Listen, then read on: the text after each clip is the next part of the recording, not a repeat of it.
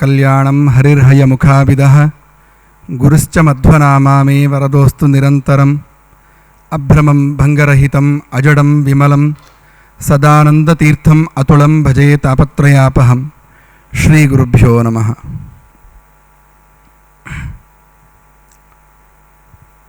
ಗುರುಗಳ ಪಾದಾರವಿಂದಗಳಲ್ಲಿ ಅನಂತ ಭಕ್ತಿಪೂರ್ವಕ ನಮನಗಳನ್ನು ಸಲ್ಲಿಸುತ್ತಾ, ಅಧ್ಯಕ್ಷರಾದ ಪೂಜ್ಯರು ವಿದ್ವಾನ್ ಹರಿದಾಸ್ ಭಟ್ರಿಗೆ ಕೂಡ ನಮನಗಳನ್ನು ಸಲ್ಲಿಸುತ್ತಾ, ಭಯದ್ವೇಷಗಳು ಮೋಕ್ಷ ಸಾಧನಗಳೇ ಎಂಬ ವಿಷಯದಲ್ಲಿ ಪೂರ್ವಪಕ್ಷವನ್ನು ಮಂಡನೆ ಮಾಡಲಿಕ್ಕೆ ನನಗೆ ಹೇಳಿದ್ದಾರೆ. ಅಂದರೆ ಮೋಕ್ಷಕ್ಕೆ ಹೋಗಬೇಕು ಅಂತಾದರೆ ಭಕ್ತಿ ಬೇಡ, ಬರೀ ದ್ವೇಷ ಮಾಡಿದರೆ ಸಾಕು, ದೇವರನ್ನು ನೋಡಿ ಭಯಪಟ್ಟರೆ ಸಾಕು, ದೇವರನ್ನು ಪ್ರೀತಿ ಮಾಡಿದರೆ ಸಾಕು, ದೇವರನ್ನು ಕಾಮಿಸಿದರೆ ಸಾಕು ಅಂತ ಈ ರೀತಿ. ಅಂದರೆ ನಿಜವಾಗಿ ಸಿದ್ಧಾಂತ ಏನಿದೆಯೋ ಅದಕ್ಕೆ ವಿರುದ್ಧವಾಗಿ ಒಂದು ಜ್ಞಾನ ಸೇವೆ, ಜ್ಞಾನ ಕಾರ್ಯ, ಆದ್ದರಿಂದ ತೊಂದರೆ ಇಲ್ಲ ಅಂತ. ಆದರೆ ಅಂತಹ ಭಯದ್ವೇಷಗಳಿಂದಲೇ ಮೋಕ್ಷ ಸಾಧ್ಯ ಆಗತ್ತೆ ಅಂತ ಅನೇಕ ಕಡೆಗಳಲ್ಲಿ ನಮಗೆ ಉಲ್ಲೇಖ ಸಿಗತ್ತೆ. ನಿದರ್ಶನನು ಭಾಗವತಕಾರರು ತೋರಿಸಿಕೊಡ್ತಾರೆ. ಇದನ್ನು ಬ್ರಹ್ಮಸೂತ್ರ ಭಾಷ್ಯದಲ್ಲಿ ಅನುಬಂಧಾದಿಭ್ಯ ಅಂತ ಆ ಸೂತ್ರದಲ್ಲಿ ಪೂರ್ವಪಕ್ಷವನ್ನು ಮಾಡಿಕೊಳ್ತಾರೆ. ವೇದಾಂತಗಳು ಎಲ್ಲವೂ ಕೂಡ ದೇವರನ್ನು ಅವನ ಹತ್ರ ಹೋಗಬೇಕು, ದೇವರ ಹತ್ತಿರಕ್ಕೆ, ಅದು ಮೋಕ್ಷ. ಆನಂದ ಸ್ವರೂಪ, ಆನಂದ ಆವಿರ್ಭಾವ ರೂಪ ಮೋಕ್ಷ. ಅದು ಅವನ ಪುರಕ್ಕೆ ಹೋಗಬೇಕು, ಅವನ ಮನೆಗೆ ಹೋಗಬೇಕು, ಅದಕ್ಕೋಸ್ಕರ ಅವನನ್ನು ತಿಳ್ಕೊಳ್ಬೇಕು ಅಂತ ಇಷ್ಟೆಲ್ಲ ಉಂಟು. ಆದರೆ ತಿಳ್ಕೊಳ್ಳುವಾಗ ಪ್ರೀತಿಯಿಂದ ತಿಳ್ಕೊಳ್ಳೋದು ಬೇರೆ, ದ್ವೇಷದಿಂದ ತಿಳ್ಕೊಳ್ಳೋದು ಬೇರೆ. ದ್ವೇಷ ಮಾಡಿಯೇ ದೇವರನ್ನು ಬೈಕೊಂಡು, ದ್ವೇಷ ಮಾಡಿಯೂ ಕೂಡ ದೇವರನ್ನು ತಿಳ್ಕೊಳ್ಳಿಕ್ಕೆ ಆಗತ್ತೆ. ಈಗ ದುರ್ಯೋಧನಾದಿಗಳು ಎಲ್ಲರೂ ಕೂಡ ದೇವರನ್ನು ದ್ವೇಷವೇ ಮಾಡಿದವರು, ಮಾಡಿಕೊಂಡೇ ಜರಾಸಂಧ ಆಗ್ಬೋದು. ಎಲ್ಲರೂ ಕೂಡ ದ್ವೇಷ ಮಾಡ್ತಾನೇ ಇದ್ದವರು ಅವರು ಕೊನೆವರೆಗೂ ಕೂಡ. ಆದ್ದರಿಂದ ಇಲ್ಲಿ ಒಂದು ಪ್ರಶ್ನೆ ಏನು ಅಂತಂದರೆ, ಹೇಗೆ ಹಿಂದಿನ ಅಧಿಕರಣದಲ್ಲಿ ಒಂದು ಮಾತು ಹೇಳ್ತಾರೆ, ಕರ್ಮ ನಿರಪೇಕ್ಷವಾಗಿ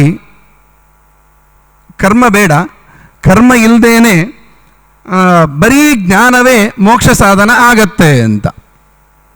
ಅದೇ ರೀತಿಯಲ್ಲಿ ಅದನ್ನು ಇಟ್ಕೊಂಡು, ಅದೇ ರೀತಿಯಲ್ಲಿ ಭಕ್ತಿ ನಿರಪೇಕ್ಷವಾಗಿ, ಭಕ್ತಿ ಬೇಕಾಗಿಲ್ಲ, ಬರೀ ದ್ವೇಷ ಮಾತ್ರ ಸಾಕು. ಭಕ್ತಿ ನಿರಪೇಕ್ಷವಾಗಿ ನಾವು ಭಕ್ತಿ ನಿರಪೇಕ್ಷವಾದ ಜ್ಞಾನ ಮೋಕ್ಷ ಸಾಧನ ಆಗ್ಬೋದಲ್ವಾ? ಅಥವಾ ಭಕ್ತಿ ನಿರಪೇಕ್ಷವಾದ ಉಪಾಸನೆ ಜ್ಞಾನಕ್ಕೆ ಸಾಧನ ಆಗಬಹುದಲ್ವಾ ಅಂತ ಒಂದು ಪ್ರಶ್ನೆ. ಯಾಕೆಂತಂದರೆ ನಾವು ಭಕ್ತಿ ಮಾಡಿದಾಗ, ಪ್ರೀತಿ ಮಾಡಿದಾಗ ನಾವು ಒಬ್ಬರನ್ನು ಎಷ್ಟು ನೆನೆಸ್ಕೊಳ್ತೇವೆ, ಅದಕ್ಕಿಂತ ಹೆಚ್ಚು ದ್ವೇಷ ಮಾಡಿದಾಗ ಅವನು ನೆನೆಸ್ಕೊಳ್ಳೋದು ಜಾಸ್ತಿ. ಎಲ್ಲ ಅಂದರೆ ಪ್ರೀತಿ ಮಾಡೋರು ಮನೆಯಲ್ಲಿ ಹೆಂಡತಿ ಮಕ್ಕಳು ಎಲ್ಲರೂ ಇರ್ತಾರೆ, ಆದರೆ ಎಲ್ಲ ಸಂದರ್ಭಗಳಲ್ಲಿ ಅವರ ಚಿಂತನೆ ಬರುವುದಿಲ್ಲ ನಮಗೆ. ಯಾರನ್ನು ತುಂಬ ಪಕ್ಕದ ಮನೆಯವರು ತುಂಬ ದ್ವೇಷ ಮಾಡ್ತೇವೆ, ಅವರು ಯಾವಾಗಲೂ ಮಲ್ಕೊಂಡ್ರೆ, ಕೂತ್ರೆ, ಎದ್ದರೆ, ಊಟ ಮಾಡಿದರೆ ಯಾವಾಗಲೂ ಅವ್ರ ಚಿಂತನೆ ಬರ್ತಾ ಇರ್ತದೆ. ಏನಾದರೂ ಧ್ಯಾನಕ್ಕೆ ಬರಬೇಕು, ಉಪಾಸನೆ ಮಾಡಬೇಕಾದ್ರೆ ಧ್ಯಾನ ಮಾಡಿದಾಗ ಚಿಂತನೆ ಬರಬೇಕು. ಆ ಧ್ಯಾನ ಮಾಡಬೇಕಾದ್ರೆ ಭಕ್ತಿಯೇ ಬೇಕಾಗಿಲ್ಲ, ದ್ವೇಷ ಇದ್ದರೂ ಸಾಕು. ನಮಗೆ ಒಟ್ಟಾರೆ ಏನು, ಧ್ಯಾನದಿಂದ ಉಪಾಸನೆಯಿಂದ ಅಪರೋಕ್ಷ ಜ್ಞಾನ, ಅದರಿಂದ ಮೋಕ್ಷ ಅಂತ. ಒಂದು ದ್ವೇಷದಿಂದಲೂ ಕೂಡ ಧ್ಯಾನ ಬರಲಿಕ್ಕೆ ಸಾಧ್ಯ ಉಂಟು, ಹಾಗಿರುವಾಗ ಭಕ್ತಿ ಯಾಕೆ ಅಂತ ಒಂದು. ಇನ್ನೊಂದು, ಆಚಾರ್ಯರೇ ಒಂದು ಮಾತು ಹೇಳ್ತಾರೆ, ಗುರುಗಳು ಯಾರು ಗುರುಗಳು ಅಂತಿರ್ತಾರೆ ಅವರು ಯದ್ದದ್ಯಾತ್ ಸುಪ್ರಸನ್ನದಿ ಶಿಷ್ಯಾಯ ಸತ್ಯಂ ಭವತಿ ಅಂತ ಒಂದು ಮಾತು ಹೇಳ್ತಾರೆ. ಗುರುಗಳ ಅನುಗ್ರಹ ಪಡ್ಕೊಂಡ್ರೆ ಸಾಕು, ಎಂಥದ್ದು ಬೇಕಿದ್ರೂ ಸಿಗತ್ತೆ ಅಂತ ಹೇಳ್ತಾರೆ. ಶಿಷ್ಯಾಯ ಸತ್ಯಂ ಭವತಿ ಅಂತ ಹೇಳ್ತಾರೆ. ಗುರುಗಳ ಅನುಗ್ರಹ ಪಡ್ಕೊಂಡು ನಾವು ದ್ವೇಷ ಮಾಡಿದ್ರೂ ತೊಂದರೆ ಇಲ್ಲ, ಗುರುಗಳ ಅನುಗ್ರಹದಿಂದ ನಮಗೆ ಅಪರೋಕ್ಷ ಜ್ಞಾನ ಆಗಿ ಮೋಕ್ಷ ಆಗತ್ತೆ ಅಂತೂ ಒಂದು ಪ್ರಶ್ನೆ. ಹಾಗಾದರೆ ಭಕ್ತಿ ಯಾಕೆ? ಭಕ್ತಿಯನ್ನು ವಿಶೇಷವಾಗಿ ಯಾಕೆ ಹೇಳಿದ್ದು? ಭಕ್ತಿ ಮಾಡಲೇಬೇಕು ಅಂತ ಯಾಕೆ ಅಂತ ಒಂದು ಪ್ರಶ್ನೆ. ಇನ್ನೊಂದು, ಮೋಕ್ಷ ಸಾಧನಗಳು ಅಂತ ಎಷ್ಟೆಲ್ಲ ಪಟ್ಟಿ ಮಾಡಿದ್ದಾರೆ, ಎಲ್ಲಿ ಕೂಡ ಶ್ರೋತವ್ಯ, ಆತ್ಮಾವಾರೇ ದ್ರಷ್ಟವ್ಯ, ಶ್ರೋತವ್ಯ, ಮಂತವ್ಯ, ನಿಧಿಧ್ಯಾಸಿತವ್ಯ ಅಂತೆಲ್ಲ ಹೇಳುವಾಗ ಎಲ್ಲಿ ಕೂಡ ಭಕ್ತಿ ಮಾಡಿ ಅಂತ ಹೇಳಿಲ್ಲ. ಶ್ರವಣ ಮನನ ಧ್ಯಾನಗಳು ಮಾಡಬೇಕು. ದ್ರಷ್ಟವ್ಯ, ನೋಡಬೇಕು ಅಂತಾದರೆ, ದೇವರನ್ನು ಪ್ರತ್ಯಕ್ಷ ಕಾಣಬೇಕು ಅಂತಾದರೆ ಶ್ರವಣ ಮನನ ಧ್ಯಾನಾದಿಗಳು ಮಾಡ್ಬೋದು. ಧ್ಯಾನ, ಶ್ರವಣ ಮನನ ಅದೆಲ್ಲ ಕೂಡ ದ್ವೇಷದಿಂದಲೂ ಮಾಡಲಿಕ್ಕಾಗತ್ತೆ, ಧ್ಯಾನ ಬರುತ್ತೆ. ಆದ್ದರಿಂದ ಭಕ್ತಿ ಬೇಡ ಅಂತ ದ್ವೇಷ ಭಯ, ಕಂಸ ಇದರಲ್ಲಿ ಹೇಳ್ತಾರೆ ಭಾಗವತದಲ್ಲಿ, ಗೋಪ್ಯ ಕಾಮಾತ್ ಭಯೇನ ಕಂಸಃ ಭಯೇನ, ಈ ರೀತಿ ಒಂದೊಂದು ದ್ವೇಷ ಚೈತ್ಯಾದಯೋ ನೃಪಾಹ, ಒಂದೊಂದನ್ನು ಉದಾಹರಣೆ ಇಟ್ಟುಕೊಂಡು ಒಂದೊಂದು ಗುಣದಿಂದ ಒಬ್ಬರೊಬ್ಬರನ್ನು ಮೋಕ್ಷಕ್ಕೆ ಹೋಗಿದ್ದಾರೆ ಅಂತ ನಿದರ್ಶನನೂ ಕೊಡ್ತಾರೆ. ಚೈತ್ಯಾದಿಗಳು, ಶಿಶುಪಾಲಾದಿಗಳು ದೇವರನ್ನು ಕೊನೆಯವರೆಗೂ ಕೂಡ ಅವರು ದ್ವೇಷವೇ ಮಾಡಿದ್ದು, ಶಿಶುಪಾಲದಂತ ವಕ್ರರು. ಹಾಗಿದ್ರೂ ಕೊನೆಗೆ ಅವರಿಗೆ ಮೋಕ್ಷ ಕೊಟ್ಟ ಭಗವಂತ. ಮತ್ತೆ ಕಂಸ ಯಾವಾಗ ಕೃಷ್ಣ ಬರ್ತಾನೆ, ಎಲ್ಲಿಂದ ಬರ್ತಾನೆ, ಹೇಗೆ ಬರ್ತಾನೆ, ಕೊಲ್ತಾನೆ, ಇದೇ ಹೆದರಿಕೆಯಲ್ಲೇ ಜೀವನ ಮಾಡಿದವನವನು. ಕೊನೆಗೆ ಅವನು ಸತ್ತ ನಂತರ ಕೂಡ ಅವನಿಗೆ ಮೋಕ್ಷವನ್ನೇ ಕೊಟ್ಟ ಕೃಷ್ಣ. ಗೋಪಿಯರು ಕಾಮಿಸಿದರು ಕೃಷ್ಣನನ್ನು. ಭಾಗವತದಲ್ಲಿ ಒಂದು ಸಂದರ್ಭದಲ್ಲಿ ಬರ್ತದೆ, ಕೃಷ್ಣ ನನಗೆ ಮಾತ್ರ ಮೀಸಲಾದವನು ಅಂತಲೂ ಚಿಂತನೆ ಮಾಡಿದವರು ಒಬ್ಬೊಬ್ಬ ಗೋಪಿಯರು ಕೂಡ. ಹಾಗಿರುವಾಗ ಆ ಕಾಮಿಸಿದರು ಅವನನ್ನು. ಅಂದರೆ ಪ್ರೀತಿ, ಒಂದು ಹುಚ್ಚು ಪ್ರೀತಿ ಅಂತ. ಕಾಮನೆ ಅಂತಂದರೆ ಅಲ್ಲಿ ಕೂಡ ಪ್ರೀತಿ ಇರುತ್ತೆ, ಆದರೆ ಅದು ಬೇರೆ ರೀತಿ. ಕಾಮನೆ ಅದು ಅವನು ಬೇಕು ಅಂತ ಬಯಕೆ ಇರುತ್ತೆ. ಆ ಬಯಕೆಯಿಂದ ಅವನನ್ನು ಆರಾಧನೆ ಮಾಡಿದ್ರೂ ಕೂಡ ಅವರಿಗೆ ಮೋಕ್ಷ ಸಿಕ್ತು. ಹಾಗಿರುವಾಗ ಬಂಧು ಸ್ನೇಹ, ವೃಷ್ಣಿಗಳು ಎಲ್ಲ ಗೊಲ್ಲರು ತನ್ನ ಬಂಧುಗಳು ಎಂಬ ದೃಷ್ಟಿಯಿಂದ ಅವರಿಗೆ ಮೋಕ್ಷ ಕೊಟ್ಟ. ಹಾಗಾದರೆ ಭಕ್ತಿಯೇ ಮಾಡಬೇಕು ಅಂತ ನಿಯಮ ಇಲ್ಲ. ದ್ವೇಷದಿಂದಲೂ ಆಗತ್ತೆ, ಭಯದಿಂದಲೂ ಆಗತ್ತೆ, ಕಾಮದಿಂದಲೂ ಆಗತ್ತೆ, ಬಂಧು ಸ್ನೇಹದಿಂದಲೂ ಆಗತ್ತೆ, ಬಂಧು ಪ್ರೀತಿಯಿಂದ. ಹಾಗಿರುವಾಗ ನೀವು ಭಕ್ತಿಯಿಂದಲೇ ಮೋಕ್ಷ ಸಾಧನೆ ಅಂತ ಬೇಡ. ಭಕ್ತಿ ಯಾಕೆ ಬೇಕಾ? ಅವಶ್ಯಕತೆ ಇಲ್ಲ ಅಂತ. ಬರೀ ದ್ವೇಷಾದಿಗಳಿಂದಲೇ ಮಾಡ್ಬೋದಲ್ಲ. ಎಲ್ಲಿ ಕೂಡ ಇದರಲ್ಲಿ ಭಕ್ತಿಯ ಅಂತ ಕೊನೆಗೆ ನಾರದರು ಹೇಳ್ತಾರೆ, ತಮ್ಮ ಬಗ್ಗೆ ಹೇಳಿಕೊಳ್ಳುವಾಗ ಭಕ್ತಿಯ ವಯಂ ಅಂತ ಹೇಳ್ತಾರೆ. ಆದರೆ ಭಕ್ತಿ ಬೇಡ ಅಂತ ಹೇಳುವುದಲ್ಲ, ಭಕ್ತಿಯೂ ಇರಲಿ, ದ್ವೇಷಾದಿಗಳಿಂದಲೂ ಮೋಕ್ಷ ಆಗಲಿ ಅಂತ ನನ್ನೊಂದು ಪ್ರಶ್ನೆ, ಪೂರ್ವಪಕ್ಷ ಒಂದು. ಮತ್ತು ಇನ್ನೊಂದು, ದ್ವೇಷಾದಿಗಳು ಇದು ಹಿಂದೆ ಒಂದು ಅಧಿಕರಣದಲ್ಲಿ ಅಂಬುವದ ಗ್ರಹಣತ್ವ ಎಂಬ ಸೂತ್ರದಲ್ಲಿ ಭಕ್ತಿಗೆ ಕಾರಣ, ಭಕ್ತಿಗೆ ಫಲ ಮೋಕ್ಷವನ್ನಾಗಿ ಹೇಳಿದ್ದಾರೆ. ಒಂದು ವೇಳೆ ಭಕ್ತಿಯೇ ಇಲ್ಲ, ಭಕ್ತಿ ಬೇಕಾಗಿಲ್ಲ, ಅನಾವಶ್ಯಕ ಅಂತ ಹೇಳಿಬಿಟ್ರೆ ಆ ಸೂತ್ರವೇ ಒಂದು ರೀತಿಯಲ್ಲಿ ವ್ಯರ್ಥ ಅಂತ ಆಗತ್ತೆ. ಸಾಧನವನ್ನು, ಮೋಕ್ಷಕ್ಕೆ ಸಾಧನವನ್ನಾಗಿ ಭಕ್ತಿಯನ್ನು ಅದರಲ್ಲಿ ಆ ಸೂತ್ರದಲ್ಲಿ ನಿರೂಪಣೆ ಮಾಡ್ತಾರೆ. ಮತ್ತಿನ್ನೊಂದು ವೃತ್ತಿ ಹ್ರಾಸ ಭಾಕ್ತಂ, ಅಲ್ಲಿ ಕೂಡ ಆ ಸೂತ್ರದಲ್ಲಿ ತಾರತಮ್ಯವನ್ನು, ಭಕ್ತಿಯಲ್ಲಿ ತಾರತಮ್ಯದಿಂದ ಮೋಕ್ಷದಲ್ಲಿ ಆನಂದ ಸುಖದಲ್ಲಿ ತಾರತಮ್ಯ ಉಂಟು ಅಂತಲೂ ಹೇಳ್ತಾರೆ. ಒಂದು ವೇಳೆ ಭಕ್ತಿಯೇ ಇಲ್ಲ ಅಂತಂದಮೇಲೆ ಭಕ್ತಿಯಲ್ಲಿ ತಾರತಮ್ಯ ಎಲ್ಲಿಂದ? ಭಕ್ತಿಯೇ ಬೇಕಾಗಿಲ್ಲ ಅಂತಂದಮೇಲೆ ಭಕ್ತಿಯ ತಾರತಮ್ಯ ಯಾಕೆ? ದ್ವೇಷ ಮಾಡೋದು, ಮೋಕ್ಷಕ್ಕೆ ಕೊಡ್ತಾನೆ ದೇವರು, ಅಲ್ಲಿ ಹೋಗಿ ಆರಾಮವಾಗಿ ಸುಖವಾಗಿರೋದು ಈ ರೀತಿ. ಹಾಗಾದರೆ ಮೋಕ್ಷಕ್ಕೆ ಹೋಗಬೇಕಾದ್ರೆ ಭಕ್ತಿಯೇ ಬೇಕಾಗಿಲ್ಲ ಅಂತ ಒಂದು. ಅದಕ್ಕೆ ಅನುಗುಣವಾಗಿ ಭಾಗವತದಲ್ಲಿ ತುಂಬ ಶ್ಲೋಕಗಳು ಹೇಳ್ತಾರೆ. ಅದರಲ್ಲಿ ಒಂದು ಉದಾಹರಣೆಯನ್ನು ಕೊಡ್ತಾರೆ. ಕೀಟ ಪೇಶಸ್ಕೃತ ಅಂತ ಒಂದು ಉದಾಹರಣೆಯನ್ನು ಕೊಡ್ತಾರೆ. ಯಥಾ ವೈರಾನುಬಂಧೇನ ಮರ್ತ್ಯ ತನ್ಮಯತಾಮಿಯಾತ್ ನ ತಥಾ ಭಕ್ತಿಯೋಗೇನ ಇತಿಮೇ ನಿಶ್ಚಿತಾಮತಿ ಅಂತ ನಾರದರು ಯುಧಿಷ್ಠಿರನಿಗೆ ಹೇಳುವಾಗ ಹೇಳಿದ ಮಾತು.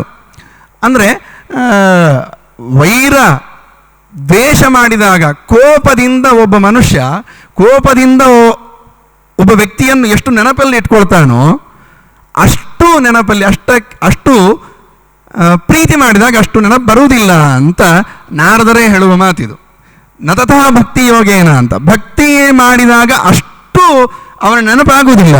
ಹಾಗಿರುವ ಧ್ಯಾನಕ್ಕೆ ಅಂತ ಕೂತಾಗ ಮನನ ಮಾಡಿದ ಮೇಲೆ ನಿಶ್ಚಿತ, ತತ್ವ ನಿಶ್ಚಿತ ಆದ ಮೇಲೆ ಧ್ಯಾನ ಬರುತ್ತೆ ಅಂತ. ಈಗ ಭಕ್ತಿಯೇ ಬೇಕಾಗಿಲ್ಲ, ಭಕ್ತಿಯಿಂದ ಅಲ್ಲದೆ ಒಟ್ಟಾರೆ ನಮಗೆ ಧ್ಯಾನಕ್ಕೆ ಬಂದರೆ ಸಾಕು, ಧ್ಯಾನದಿಂದ ಉಪಾಸನೆ ಮಾಡ್ತಕ್ಕಂಥದ್ದು. ಧ್ಯಾನಕ್ಕೆ ದ್ವೇಷ ಮಾಡಿದರೂ ಕೂಡ ಧ್ಯಾನಕ್ಕೆ ಬರುತ್ತೆ ಅಂತಂದ ಮೇಲೆ ಭಕ್ತಿ ಯಾಕೆ? ನೇರ ನಾರದರೆ ಅಲ್ಲಿ ದ್ವೇಷಾತ್ ಚೈದ್ಯಾದಯೋ ನೃಪ ಅಂತ ಹೇಳುವಾಗ ಯಾವ ಭಕ್ತ್ಯಾವಯಂ ಭಕ್ತಿಯೂ ಇರಲಿ, ಆದರೆ ಇದರಿಂದಲೂ ದ್ವೇಷದಿಂದಲೂ ಆಗತ್ತೆ ಅಂತ ಅಲ್ಲಿ ಹೇಳುವಾಗ ಚೈದ್ಯಾದ ನೇರ ಮೋಕ್ಷ ಅಂತಲೇ ಅಲ್ಲಿ ಹೊಂದಿದ್ದಾರೆ ಅಂತಲೇ ಹೇಳ್ತಾರೆ ನಾರದರು.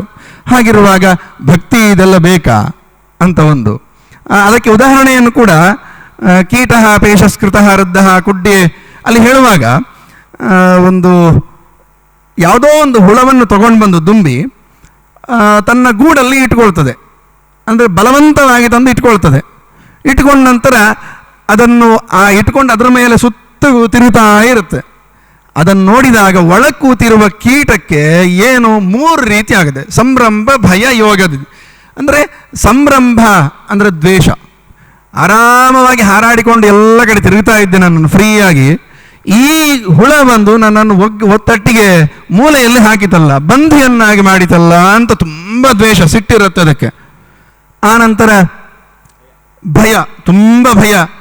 ಏನು ಮಾಡುತ್ತೋ ಇಷ್ಟು ಎದುರಿಗೆ ಬಂದು ಕೂಗ್ತಾ ಇರಬೇಕಾದ್ರೆ ತಿಂದುಬಿಟ್ರೆ ನನ್ನನ್ನು, ಏನಾದರೂ ಮಾಡಿಬಿಟ್ರೆ ನನ್ನನ್ನು, ಈ ರೀತಿ ದ್ವೇಷನೂ ತುಂಬ ಇರುತ್ತೆ. ಮೊದಲವರು ದ್ವೇಷವೇ ಬರುವುದಲ್ಲಿ, ಆದಮೇಲೆ ಭಯ.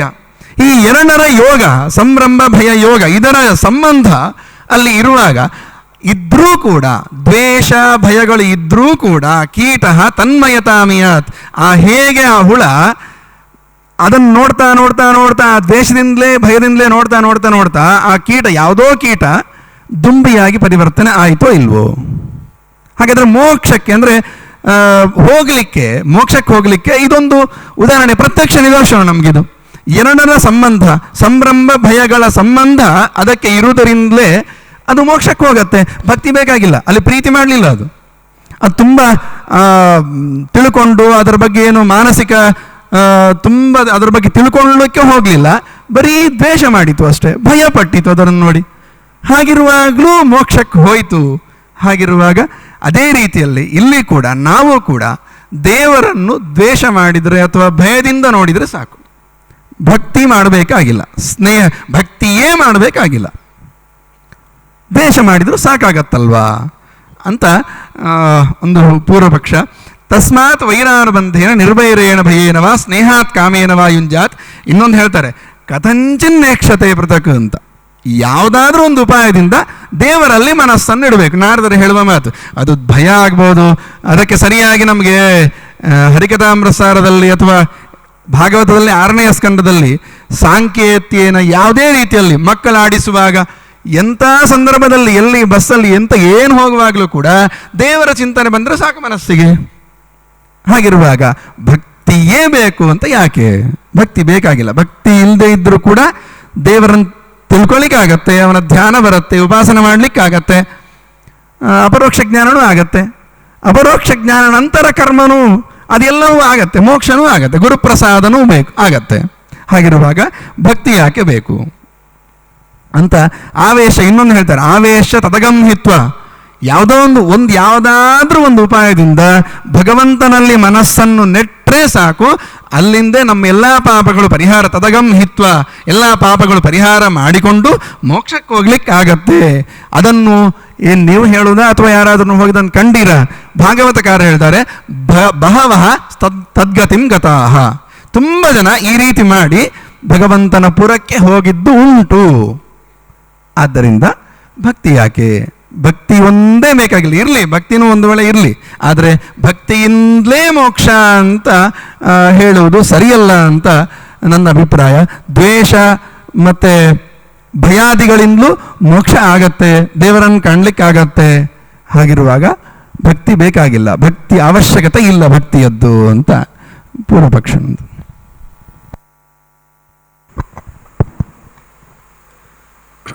ಶ್ರೀ ಗುರುಭ್ಯೋ ನಮಃ. ಯೋಂತಃ ಪ್ರವಿಶ್ಯ ಮಮ ವಾಚಮಿಮಾಂ ಪ್ರಸುಪ್ತಾಂ ಸಂಜೀವಯತ್ಯಖಿಲಶಕ್ತಿಧರಸ್ವಧಾಮ್ನಾ ಅನ್ಯಾಂಶ್ಚ ಹಸ್ತಚರಣಶ್ರವಣತ್ವಗಾದೀನ್ ಪ್ರಾಣಾನ್ನಮೋ ಭಗವತೆ ಪುರುಷಾಯ ತುಭ್ಯಂ. ಯೇನ ಅಹಮಿಹ ದುರ್ಮಾರ್ಗಾತ್ ಉದ್ಧೃತ್ಯ ಅಭಿನಿವೇಶಿತಃ ಸಮ್ಯಕ್ ಶ್ರೀ ವೈಷ್ಣವೇ ಮಾರ್ಗೇ ಪೂರ್ಣಪ್ರಜ್ಞಂ ನಮಾಮಿ ತಂ.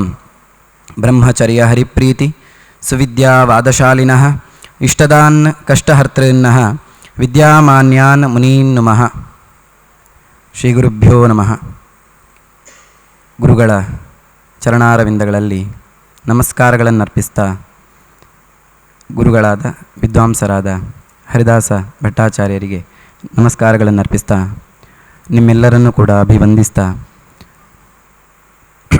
ಮೋಕ್ಷಕ್ಕೆ ಭಯ ದ್ವೇಷಗಳು ಸಾಧಕವೋ ಅಲ್ವೋ ಅಂತ, ಅಲ್ವೇ ಅಲ್ಲ ಅಂತ.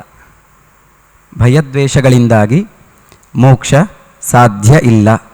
ಭಕ್ತಿಯಿಂದಾಗಿಯೇ ಮೋಕ್ಷ. ಭಕ್ತಿ ಬೇಕೇ ಬೇಕು ಅಂತ. ಅದನ್ನು ತಿಳ್ಕೊಳ್ಬೇಕಾದ್ರೆ ಮೊದಲು ಮುಖ್ಯವಾದ 2 ವಿಷಯಗಳನ್ನು ತಿಳ್ಕೊಳ್ಬೇಕು. ಒಂದು, ಅನಾದಿಯಾದ ದೋಷಗಳು ಅಂತ ಇವೆ. ಇನ್ನೊಂದು, ಅನಾದಿಯಾದ ಭಕ್ತಿಯಾದಿ ಗುಣಗಳು ಅಂತ ಇವೆ.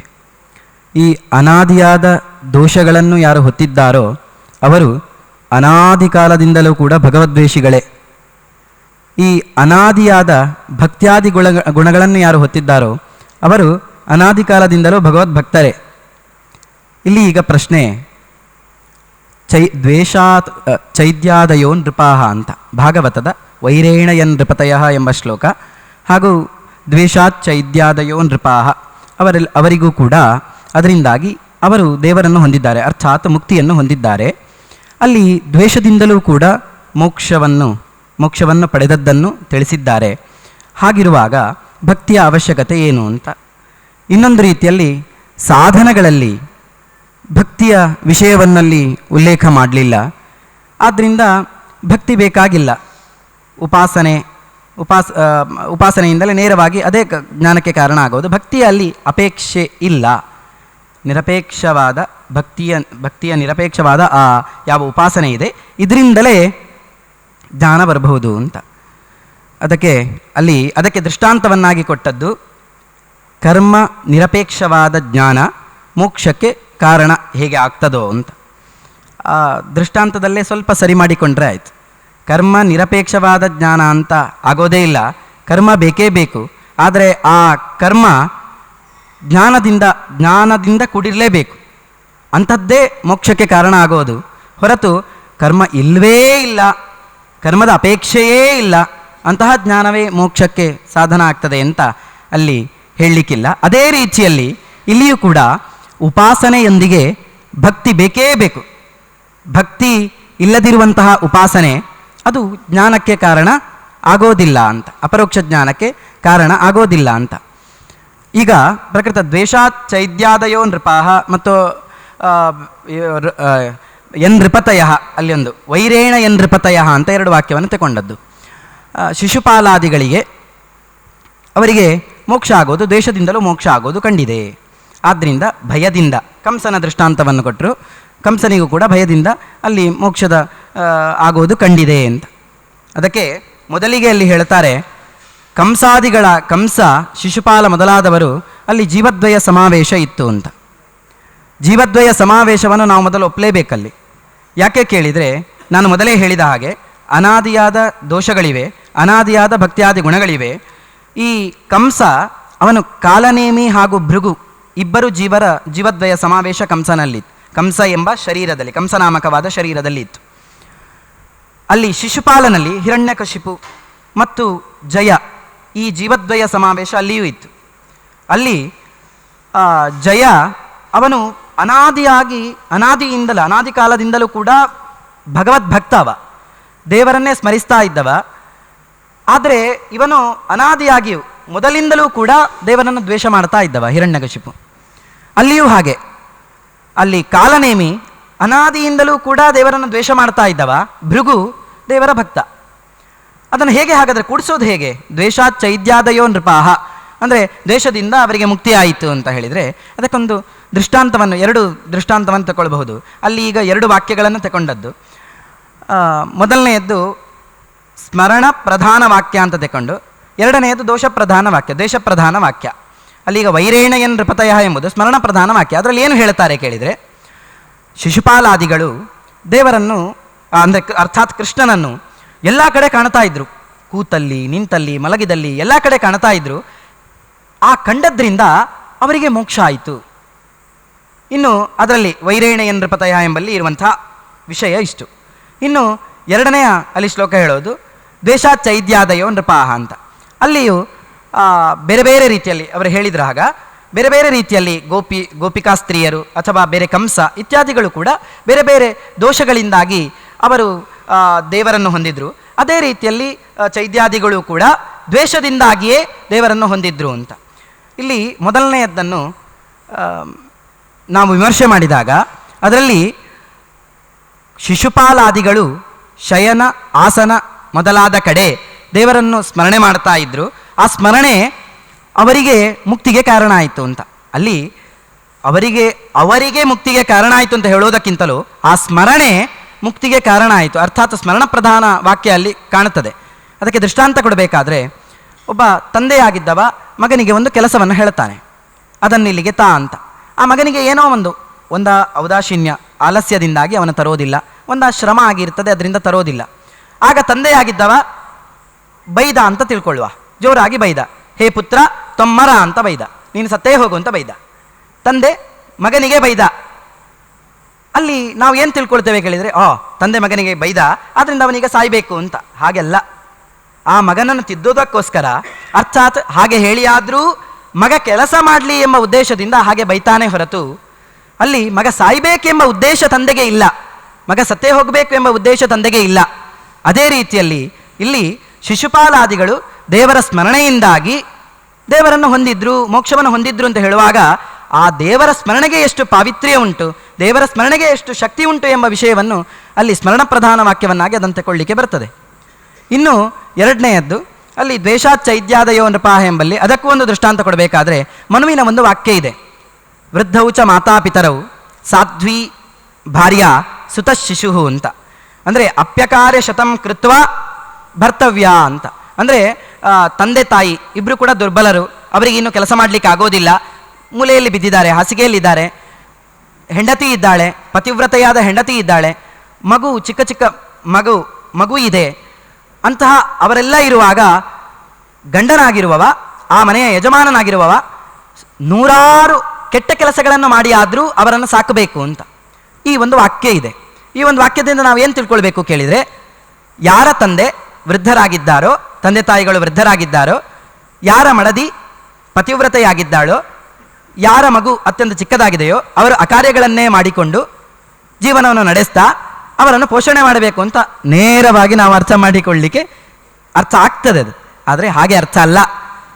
ಅಂದರೆ ಏನು ಮಾಡಿ ಆದರೂ ಅವನು ಸಾಕೋದು ಅವನು ಅತ್ಯಂತ ಮುಖ್ಯ. ಗಂಡನಾಗಿರುವವ, ಯಜಮಾನನಾಗಿರುವವ ಮನೆಯವರನ್ನು ಸಾಕೋದು ಅತ್ಯಂತ ಮುಖ್ಯ ಎಂಬ ಅರ್ಥದಲ್ಲಿ ಆ ಶ್ಲೋಕ ಹೊರಟಿದೆ. ಅದರಲ್ಲಿ ಅವನ ಅಕಾರ್ಯಗಳನ್ನು ಮಾಡಿಯೇ ಮಾಡಬೇಕು ಅಂತ ಅಲ್ಲಿ ಹೇಳಿದ್ದಲ್ಲ. ಅದರಲ್ಲಿ ಸಾಕುವ ಒಂದು ವಿಷಯದ ಮಹತ್ವವನ್ನು ತಿಳಿಸುವುದಕ್ಕೋಸ್ಕರ ಅಪ್ಯಕಾರ್ಯ ಶತಂ ಕೃತ್ವ ಅಂತ ಭರ್ತವ್ಯ ಅಂತ ಹೇಳಿದ್ದು ಹೊರತು ಅವನ ಅಕಾರ್ಯಗಳನ್ನು ಮಾಡಲೇಬೇಕು ಅಂತ ಅಲ್ಲಿ ಹೇಳಿದ್ದಲ್ಲ. ಅದೇ ರೀತಿಯಲ್ಲಿ ಇಲ್ಲಿಯೂ ಕೂಡ ದ್ವೇಷಾಚೈದ್ಯಾದಯೋ ನೃಪಾಹ ಅಂತ ಹೇಳಿದರೆ ಅದನ್ನು ಗುಣಪರವಾಗಿ ತಗೊಳ್ಳಿಕ್ಕೆ ಬರ್ತದೆ. ಶಿಶುಪಾಲ ಜಯ ಶಾಪಗ್ರಸ್ತನಾಗಿ ಶಿಶುಪಾಲನಾಗಿ ಬರುವಾಗ ಅವನು ಎಷ್ಟು ಅಕಾರ್ಯಗಳನ್ನು ಮಾಡಿದ್ರೂ ಕೂಡ, ನೂರಾರು ಅಕಾರ್ಯಗಳನ್ನು ಮಾಡಿದ್ರೂ ಕೂಡ ಆ ಅಕಾರ್ಯಗಳನ್ನು ಎಣಿಸದೆ ತನ್ನ ಭಕ್ತನನ್ನು ಉದ್ಧಾರ ಮಾಡಲಿಕ್ಕೋಸ್ಕರ ಕೃಷ್ಣ ಇಳಿದು ಬಂದು ಭಕ್ತನನ್ನು ಉದ್ಧಾರ ಮಾಡಿದ ಎಂಬ ಅರ್ಥವನ್ನು ನಾವಲ್ಲಿ ತಗೊಳ್ಳಿಕ್ಕೆ ಬರ್ತದೆ. ಅದಕ್ಕೆ ಹೀಗೇ ಅರ್ಥ, ದ್ವೇಷದಿಂದಲೇ ಶಿಶುಪಾಲ ಹೊಂದಿದ ಅಂತ ಅರ್ಥ ಮಾಡಬೇಕಾಗಿಲ್ಲ. ದ್ವೇಷ ಮಾಡಿದ್ರೂ ಕೂಡ ಕೃಷ್ಣ ಆತನನ್ನು ಕ್ಷಮಿಸಿ ಆತನಿಗೆ ಒಳ್ಳೆಯ ಗತಿಯನ್ನು, ಅಂದರೆ ಅರ್ಥಾತ್ ಜಯನಿಗೆ ಒಳ್ಳೆಯ ಗತಿಯನ್ನು ಕೊಟ್ಟ, ಕೆಟ್ಟ ಜೀವನಿಗೆ ಕೆಟ್ಟ ಗತಿಯನ್ನು ಕೊಟ್ಟ ಎಂಬುದಾಗಿ ಅರ್ಥ ಮಾಡಲಿಕ್ಕೆ ಅಲ್ಲಿ ಬರ್ತದೆ. ಇನ್ನು ಭಾಗವತದ ವಾಕ್ಯಗಳು ಅಲ್ಲಿ ಯಥಾ ವೈರಾನುಬಂಧೇನ ಮರ್ತ್ಯಸ್ತನ್ಮಯತಾಮಿಯಾತ್ ನಥತಾ ಭಕ್ತಿಯೋಗೇನ ಇತಿ ಮೇ ನಿಶ್ಚಿತಾಮತಿ ಅಂತ. ಭಕ್ತಿ ಬೇಕಾಗಿಲ್ಲ, ಭಕ್ತಿ ಇಲ್ಲದಿದ್ದರೂ ಆಗ್ತದೆ ಅಂತ. ಅದು ಸಾಧ್ಯವೇ ಇಲ್ಲ. ಭಕ್ತಿಯಿಂದಲೇ ಮೋಕ್ಷ. ಇದಕ್ಕೆ ಬೇಕಾದಷ್ಟು ಪ್ರಮಾಣಗಳಿವೆ. ಮಾಹಾತ್ಮ್ಯ ಜ್ಞಾನ ಪೂರ್ವಸ್ತು ಸುದೃಢ ಸರ್ವತೋಧಿಕ ಸ್ನೇಹೋ ಭಕ್ತಿ ರೀತಿ ಪ್ರೋಕ್ತ ತಯಾ ಮುಕ್ತಿರ್ನ ಚಾನ್ಯಥ. ಇಂತಹ ಬೇಕಾದಷ್ಟು ಪ್ರಮಾಣಗಳಿವೆ. ಅಷ್ಟೇ ಅಲ್ಲ, ದ್ವೇಷವನ್ನು ಯಾರು ಹೊಂದಿದ್ದಾರೆ, ಭಗವಂತನಲ್ಲಿ ಯಾರು ದ್ವೇಷವನ್ನು ಹೊಂದಿದ್ದಾರೆ ಅವರು ಒಳ್ಳೆಯ ಗತಿಯನ್ನು ಹೊಂದಿದ್ದಕ್ಕೆ ದೃಷ್ಟಾಂತವೂ ಇಲ್ಲ. ಅದಕ್ಕೆ ಭಗವದ್ಗೀತೆಯಲ್ಲೇ ಕೃಷ್ಣನು ಹೇಳ್ತಾನೆ, ತಾನಹಂ ದ್ವಿಷತಃ ಕ್ರೂರಾನ್ ಸಂಸಾರೇಶು ನರಾಧಮಾನ್. ಈ ರೀತಿಯಾಗಿ ಅವನನ್ನು ನಾನು ದೂಡಿ ಬಿಡ್ತೇನೆ ಅಂತ. ಆಸುರೀಂ ಯೋನಿ ಮಾಪನ್ನಾಹ ಮೂಢಾ ಜನ್ಮನಿ ಮಾಂ ಅಪ್ರಾಪ್ಯೈವ ಕೌಂತೆಯ ಅಂತ. ಅಂದರೆ ದೇವರನ್ನು ಹೊಂದಲಿಕ್ಕೆ ಸಾಧ್ಯವೇ ಇಲ್ಲ. ದ್ವೇಷಿಗಳು, ಭಗವದ್ವೇಷಿಗಳು ದೇವರನ್ನು ಹೊಂದಲಿಕ್ಕೆ ಸಾಧ್ಯ ಇಲ್ಲ. ಹಾಗಾದರೆ ಭಾಗವತದಲ್ಲಿ ಯಥಾ ವೈರಾನುಬಂಧೇನ ಮರ್ತ್ಯಸ್ತನ್ಮಯತಾಮಿಯಾತ್ ನತಥಾ ಭಕ್ತಿ ಯೋಗೇನಿತಿ ಮೇ ನಿಶ್ಚಿತಾಮತಿ ಅಂತ ನಾರದರು ಯುಧಿಷ್ಠಿರನಿಗೆ ಹೇಳುವಂತಹ ಮಾತಿನಲ್ಲಿ ಹೇಳಿದಾರಲ್ವಾ ಅಂತ ಹೇಳಿದರೆ ಅದನ್ನು ಹೀಗೂ ಅರ್ಥ ಮಾಡಲಿಕ್ಕೆ ಬರ್ತದೆ. ಯಥಾ ಭಕ್ತಿಯೋಗೇನ ಮರ್ತ್ಯಸ್ತನ್ಮಯತಾಮಿಯಾತ್ ನತಥಾ ವೈರಾನುಬಂಧೇನ ಇತಿ ಮೇ ನಿಶ್ಚಿತಾಮತಿ ಅಂತ. ಅದು ಎರಡನ್ನೂ ಇಟ್ಟುಕೊಳ್ಳಿಕ್ಕೆ ಬರ್ತದೆ. ಯಥ ಅಂದರೆ ಹೇಗೆ ಭಕ್ತಿಯ ಸಾಧನದಿಂದ ತನ್ಮಯತಾಮ್ ಅಂದರೆ ದೇವರ ಒಂದು ಅರ್ಥಾತ್ ಮುಕ್ತಿಯನ್ನು ಹೊಂದಬಹುದೋ ಆ ರೀತಿಯಲ್ಲಿ ವೈರಾನುಬಂಧದಿಂದ ಆಗೋದಿಲ್ಲ. ವೈರವನ್ನು ಮಾಡಿದರೆ ದೇವರನ್ನೊಂದಿಗೆ ಸಾಧ್ಯ ಇಲ್ಲ ಎಂಬ ಅರ್ಥವನ್ನು ಕೂಡ ಅಲ್ಲಿ ಮಾಡಲಿಕ್ಕೆ ಬರ್ತದೆ. ಇನ್ನು ಕೀಟ ಪೇಶಸ್ಕೃತಾರುದ್ಧ ಕುಡ್ಡೇ ಯಾಂತ ಮನುಸ್ಮರನ್ ಅಂತ ಅದೊಂದು ದೃಷ್ಟಾಂತ. ಅರ್ಥಾತ್ ಒಂದು ಕೀಟವನ್ನು ಭ್ರಮರ ತಂದಿಡ್ತದೆ, ಅದರ ಸುತ್ತುತ್ತದೆ. ಮೊದಲಿಗೆ ಅದಕ್ಕೆ ದ್ವೇಷ ಇರ್ತದೆ, ಆ ಚಿಕ್ಕ ಕೀಟಕ್ಕೆ ನನ್ನನ್ನು ತಂದಿಟ್ಟಿತಲ್ವಾ ಅಂತ ದ್ವೇಷ ಇರ್ತದೆ. ಎರಡನೇದಾಗಿ ಇದು ಏನಾದರೂ ಮಾಡಿಬಿಡ್ಬಹುದು ಅಂತ ಭಯ ಇರ್ತದೆ. ಮೂರನೇದಾಗಿ ಅದರ ಮೇಲೆ ಪ್ರೀತಿ ಹುಟ್ಟುತ್ತದೆ, ನನಗೆ ಆಹಾರ ಕೊಡ್ತಾ ಇದೆ ಅಲ್ವಾ ಅಂತ ಪ್ರೀತಿ ಹುಟ್ಟುತ್ತದೆ. ಆ ಪ್ರೀತಿಯಿಂದಾಗಿ ಆ ಕೀಟವು ಕೂಡ ಪೇಶಸ್ಕೃತ್ವ ಅರ್ಥಾತ್ ಆ ಭ್ರಮರತ್ವವನ್ನೇ ಅದೇ ಭ್ರಮರವೇ ಆಗಿಬಿಡುತ್ತದೆ ಅಂತ ಇಲ್ಲಿ ಮೂರು ಹೇಳಿದ್ದು. ಒಂದು ಮೊದಲು ದ್ವೇಷ, ಎರಡನೇದು ಭಯ, ಮೂರನೇದು ಸ್ನೇಹ. ಅಲ್ಲಿ ನೋಡಿ, ಅದು ಭ್ರಮರವಾಗಿ ಆಗಲಿಕ್ಕೆ ಕಾರಣ ಅಲ್ಲಿ ದ್ವೇಷ ಮೊದಲನೆಯ ಹಂತ, ಭಯ ಎರಡನೆಯ ಹಂತ, ಮೂರನೆಯದ್ದು ಅಲ್ಲಿ ಸ್ನೇಹ ಪ್ರೀತಿಯೇ ಭಕ್ತಿಯೇ ಕಾರಣ. ಅಂದರೆ ಅರ್ಥಾತ್ ಮೊದಲನೆಯ ಹಂತದಲ್ಲಿ ಅದು ದ್ವೇಷ ಮಾಡಿಕೊಂಡಿತ್ತು, ಕ್ರಮೇಣ ಅದಕ್ಕೆ ಭಯ ಹುಟ್ಟಿತು, ಕ್ರಮೇಣ ಅದಕ್ಕೆ ಪ್ರೀತಿ ಹುಟ್ಟಿತು. ಆ ಪ್ರೀತಿಯಿಂದಾಗಿ ಅದು ಮೂರನೆಯ ಹಂತದಿಂದಾಗಿ ಅದು ಭ್ರಮರತ್ವವನ್ನು ಹೊಂದಿತ್ತು ಅಂತ ನಾವು ಅರ್ಥ ಮಾಡಬಹುದು ಅಲ್ಲಿಯೂ ಕೂಡ. ಆದ್ದರಿಂದ ಇಲ್ಲಿಯೂ ಕೂಡ ದ್ವೇಷಾಚೈದ್ಯಾದಯೋ ನೃಪಾಹ ಅಂದರೆ ಜಯ ಶಾಪಗ್ರಸ್ತನಾಗಿ ಶಿಶುಪಾಲನಾಗಿ ಬಂದಿದ್ದ. ಆ ಶಾಪದ ಪ್ರಭಾವದಿಂದಾಗಿ ದೇವರನ್ನೇ ದ್ವೇಷಿಸುವಂತಹ ಒಂದು ದುರ್ಯೋಗ ಆತನಿಗೆ ಬಂದಿತು. ಆದರೆ ಕೊನೆಯ ಕಾಲದಲ್ಲಿ ಮೊದಲಿಗೆ ದ್ವೇಷ ಮಾಡಿದ, ಎರಡನೇದಾಗಿ ಭಯ ಹುಟ್ಟಿತು, ಕೃಷ್ಣ ಸಾಯಿಸ್ತಾನೆ ಅಂತ ಭಯ, ಮೂರನೇದಾಗಿ ಪ್ರೀತಿಯಿಂದಾಗಿ ಭಕ್ತಿಯಿಂದಾಗಿ ಆತ ದೇವರನ್ನೇ ಹೊಂದಿಬಿಟ್ಟ. ಅರ್ಥಾತ್ ಯಾವಾಗ ಚಕ್ರ ಶಿಶುಪಾಲನ ಶಿರಸ್ಸನ್ನು ಕಡಿಯಿತೋ ಆಗ ಆತನ ಪೂರ್ಣ ಈ ದೋಷ, ಅವನ ಏನು ಶಾಪ ಇತ್ತು ಅದು ವಿಮೋಚನೆ ಆಗಿ ದೇವರನ್ನೇ ಹೊಂದಿಬಿಟ್ಟ. ಈ ರೀತಿಯಾಗಿ ಮೂರು ಹಂತಗಳನ್ನು ಇಟ್ಟುಕೊಳ್ಳಿಕ್ಕೆ ಬರ್ತದೆ. ಇನ್ನು ಏವಂ ಕೃಷ್ಣೇ ಭಗವತಿ ಮಾಯಾಮನುಜ ಈಶ್ವರೇ ವೈರೇಣ ದೂತಪಾಪ್ಮಾನ ತಮ್ ಆಪುಹು ಅನುಚಿಂತಯ ಅಂತ ಇದು ಭಾಗವತದ ವಾಕ್ಯ ಇರುವಂಥದ್ದು. ಇದರಲ್ಲಿ ಕೃಷ್ಣದೇವರನ್ನು ಹೊಂದಿಬಿಟ್ಟ. ವೈರೇಣ ಧೂತಪಾಪ್ಮಾನ ಇದು ಸ್ವಲ್ಪ ಸಂದೇಹಗ್ರಸ್ತ, ಅಂದರೆ ವೈರದಿಂದಾಗಿ ತನ್ನ ಪಾಪಗಳನ್ನೆಲ್ಲ ಕಳೆದುಕೊಂಡು ಅಂತ ಅರ್ಥ ನೇರವಾಗಿ ನಮಗೆ ಬರ್ತದೆ. ಆದರೆ ಅದನ್ನು ಸ್ವಲ್ಪ ಆಚೆ ಈಚೆ ಮಾಡಿದರೆ ಆಯಿತು. ವೈರೇಣ ಆಪಿ ಅನುಚಿಂತಯ, ವೈರದಿಂದ ಆದರೂ ಆತ ನಿತ್ಯ ದೇವರ ಸ್ಮರಣೆ, ಅಂದರೆ ಜಯನಾದ್ರಿಂದ ಒಬ್ಬ ಅಲ್ಲಿ ಜಯನಾದ್ರಿಂದ ಆ ಜಯ ಅನುಚಿಂತಯ ಆಪುಹು. ಅಲ್ಲಿ ಅನುಚಿಂತಯ ಎಂಬುದನ್ನು ಇಟ್ಟುಕೊಂಡಾಗ ಅನುಚಿಂತಯ ಧೂತಪಾಪ್ಮಾನಂ ತಮ್ ಆಪುಹು ಹಾಗೆ ಇಟ್ಟುಕೊಳ್ಬೇಕು. ವೈರೇಣ ಇನ್ನೊಬ್ಬ ಆ ರಾಕ್ಷಸ ವೈರೇಣ ಆಪು, ಅವನಿಗೆ ಯಾವ ಗತಿ ಇದೆಯೋ ಅದನ್ನು ಅವನು ಹೊಂದಿದ ಅಂತ ಅಲ್ಲಿ ಇಟ್ಕೊಳ್ಬೇಕು. ಇನ್ನು ಕಾಮಾತ್ ಸ್ನೇಹಾತ್ ಭಯಾದ್ವೇಷಾತ್ ಅಂತ ಅದೊಂದು ಗೋಪಿಕಾ ಸ್ತ್ರೀಯರು ಕಾಮದಿಂದಾಗಿ, ಮತ್ತು ಅಲ್ಲಿ ನಾರದರ ಮಾತದು ಸ್ನೇಹದಿಂದಾಗಿ ಪಾಂಡವರು, ಮತ್ತು ಭಯದಿಂದಾಗಿ ಕಂಸ, ಇದೆಲ್ಲ ಇದೆ ಅಲ್ಲಿ. ಆ ಶ್ಲೋಕದಲ್ಲಿ ಗೋಪ್ಯ ಕಾಮಾತ್ ಭಯಾತ್ ಕಂಸಃ ದ್ವೇಷಾತ್ ಚೈದ್ಯಾದಯೋ ನೃಪಾಹ ಸಂಬಂಧಾತ್ ವೃಷ್ಣಯ ಸ್ನೇಹಾತ್ ಯೂಯಂ ಭಕ್ತ್ಯಾ ವಯಂ ಅಂತ ಅಲ್ಲಿ ಎಲ್ಲದಕ್ಕೂ ಭಕ್ತ್ಯಾವನ್ನು ಇಟ್ಟುಕೊಂಡ್ರೆ ಆಯ್ತು. ಗೋಪ್ಯ ಕಾಮಾತ್ ಭಕ್ತ್ಯ, ಗೋಪಿಕಾ ಸ್ತ್ರೀಯರು ಕಾಮದಿಂದ ಕೇವಲ ಅಲ್ಲ, ಕಾಮದ ಹಿನ್ನೆಲೆಯಲ್ಲಿದ್ದ ಭಕ್ತಿಯಿಂದಲೂ ಕೂಡ ದೇವರನ್ನು ಹೊಂದಿದ್ರು. ಕಂಸಃ ಭಯಾತ್ ಭಕ್ತ್ಯ, ಭೃಗು ಮಹರ್ಷಿಗಳನ್ನು ಇಟ್ಟುಕೊಂಡದ್ದು ಭಕ್ತಿಯಿಂದಲೇ ದೇವರನ್ನು ಹೊಂದಿದ್ದು. ಭಯದಿಂದ ಕೂಡಿದ ಭಕ್ತಿ ಅಂತ ಬೇಕಾದರೆ ಇಟ್ಕೊಳ್ಬಹುದು, ಆದರೆ ಭಕ್ತಿ ಬೇಕೇ ಬೇಕು. ಭಕ್ತಿ ಇಲ್ಲದೆ ದೇವರನ್ನು ಹೊಂದಲಿಕ್ಕೆ ಅಲ್ಲಿ ಸಾಧ್ಯ ಇಲ್ಲ. ಇನ್ನು ದ್ವೇಷಾತ ಚೈದ್ಯಾದಯ ಅಂದ್ರೆ ಅಲ್ಲಿಯೂ ಕೂಡ ಭಕ್ತ್ಯ, ಆ ಭಕ್ತ್ಯವನ್ನು ಇಟ್ಟುಕೊಂಡು ಯೂಯಂ ವಯಂ ಸ್ನೇಹಾತ್ ಅಂತ ಹಾಗೆ ಅರ್ಥ ಮಾಡಿಕೊಂಡು ಭಕ್ತ್ಯ ಎಂಬುದನ್ನು ಎಲ್ಲ ಕಡೆಗೂ ಅನ್ವಯ ಮಾಡಿ ಇಟ್ಕೊಳ್ಬಹುದು ಅಂತ ನನ್ನ ಅಭಿಪ್ರಾಯ. ಹೀಗೆ ಅಂದರೆ ಭಕ್ತಿ ನಿರಪೇಕ್ಷವಾದ ಉಪಾಸನೆ ಅದು ಜ್ಞಾನಕ್ಕೆ ಕಾರಣ ಆಗೋದಿಲ್ಲ. ಉಪಾಸನೆಯೊಂದಿಗೆ ಭಕ್ತಿ ಬೇಕೇ ಬೇಕು. ಅನಾದಿಯಾದ ಭಕ್ತಿ ಅದು ಅವ್ಯಕ್ತವಾಗಿರ್ತದೆ. ಗುರುಗಳು ದೊರಕ್ತಾರೆ, ಗುರುಪ್ರಸಾದ ಆಗ್ತದೆ. ಆ ಗುರುಪ್ರಸಾದದಿಂದಾಗಿ ಭಕ್ತಿ ಅನಭಿವ್ಯಕ್ತವಾಗಿದ್ದ ಭಕ್ತಿ ಅಭಿವ್ಯಕ್ತ ಆಗ್ತದೆ. ಆ ಭಕ್ತಿಯಿಂದಾಗಿ ಮೋಕ್ಷ, ಈ ರೀತಿಯಾಗಿ ಭಕ್ತಿಯಿಂದಾಗಿಯೇ ಮೋಕ್ಷ ಎಂಬುದಾಗಿ ನಾನು ಯಥಾಶಕ್ತಿಯಾಗಿ ಅದನ್ನು ಹೇಳಲಿಕ್ಕೆ ಬಯಸ್ತೇನೆ. ಶ್ರೀಕೃಷ್ಣ ಅರ್ಪಣಮಸ್ತು. ವೈರೇಣಯನ್ ನೃಪತಯ ಅಂತ ಅದು ಸ್ಮರಣ ವಾಕ್ಯ, ಅಂದರೆ ಅವನು ಸ್ಮರಣೆ ಮಾಡ್ತಾ ಇದ್ರು, ಕೂತಾಗ ನಿಂತಾಗ ಮಲಗಿದಾಗೆಲ್ಲ ಸ್ಮರಣೆ ಮಾಡ್ತಾ ಇದ್ರು ಅಂತ. ನಮಗಿಲ್ಲಿ ಮೋಕ್ಷವೋ ತಮಸ್ಸೋ ಏನೂ ಆಗಲಿಕ್ಕೆ ಕಾರಣ ಸ್ಮರಣೆ ಮಾತ್ರ ಅಲ್ಲ, ಯಾವ ರೀತಿ ಸ್ಮರಣೆ ಮಾಡ್ತಾನೆ, ಒಳಗಿಂದ ಭಾವನೆ ಏನಿರುತ್ತೆ ಅಂತ. ಶಿಶುಪಾಲಾದಿಗಳು ಎಷ್ಟು ಕಡೆ ಎಷ್ಟು ಸಲ ಸ್ಮರಣೆ ಮಾಡಿದರೂ ಕೂಡ ದ್ವೇಷನೇ ಒಳಗಿತ್ತವರಿಗೆ ಕೃಷ್ಣನ ಮೇಲೆ. ಹಾಗಿರುವಾಗ ಅದಕ್ಕೆ ವೈರ ಅನುಬಂಧ ಅಂತ. ಅನುಬಂಧ ಅಂದರೆ ಒಳಗಿನ ಭಾವನೆ ಪ್ರಧಾನ ಅಂತ. ಹಾಗಿರುವಾಗ ವೈರವೇ, ಭಾವನೆನೂ ವೈರನೇ ಇತ್ತು, ಸ್ಮರಣೆ ಯಾಕೆ ಬಂತು? ವೈರದಿಂದಲೇ ಸ್ಮರಣೆ ಬಂತು. ಆದ್ದರಿಂದ ವೈರಸ್ ಭಾವನೆಯಿಂದ ಸ್ಮರಣೆ ಮಾಡಿದ್ದಕ್ಕೇನೆ ಮೋಕ್ಷ ಆಯಿತು ಅಂತ ಯಾಕೆ ಹೇಳಬಾರ್ದು? ಒಂದು. ಮತ್ತಿನ್ನೊಂದು, ನಾರದರೇ 2 ವಾಕ್ಯಗಳನ್ನು ಹೇಳಿದ್ದು. ದ್ವೇಷ ಚೈದ್ಯಾದಯೋ ನೃಪ ಅಂತ ಅವರೇ ಹೇಳ್ತಾರೆ. ಕಥಂಚಿನ್ ನೇಕ್ಷತೆ ಪೃಥಕ್ ಅಂತಲೂ ಅವರೇ ಹೇಳ್ತಾರೆ. ಯಥಾ ವೈರಾನುಬಂಧೇನ ಮರ್ತ್ಯ ತನ್ಮಯ ತಾಮಿಯಾತ್ ನರತಾ ಭಕ್ತಿಯೋಗೇನ ಅಂತಲೂ ಅವರೇ ಹೇಳ್ತಾರೆ. ಇತಿ ಮೇ ನಿಶ್ಚಿತಾಮತಿ ಅಂತಲೂ ಹೇಳ್ತಾರೆ ನಾರದರು.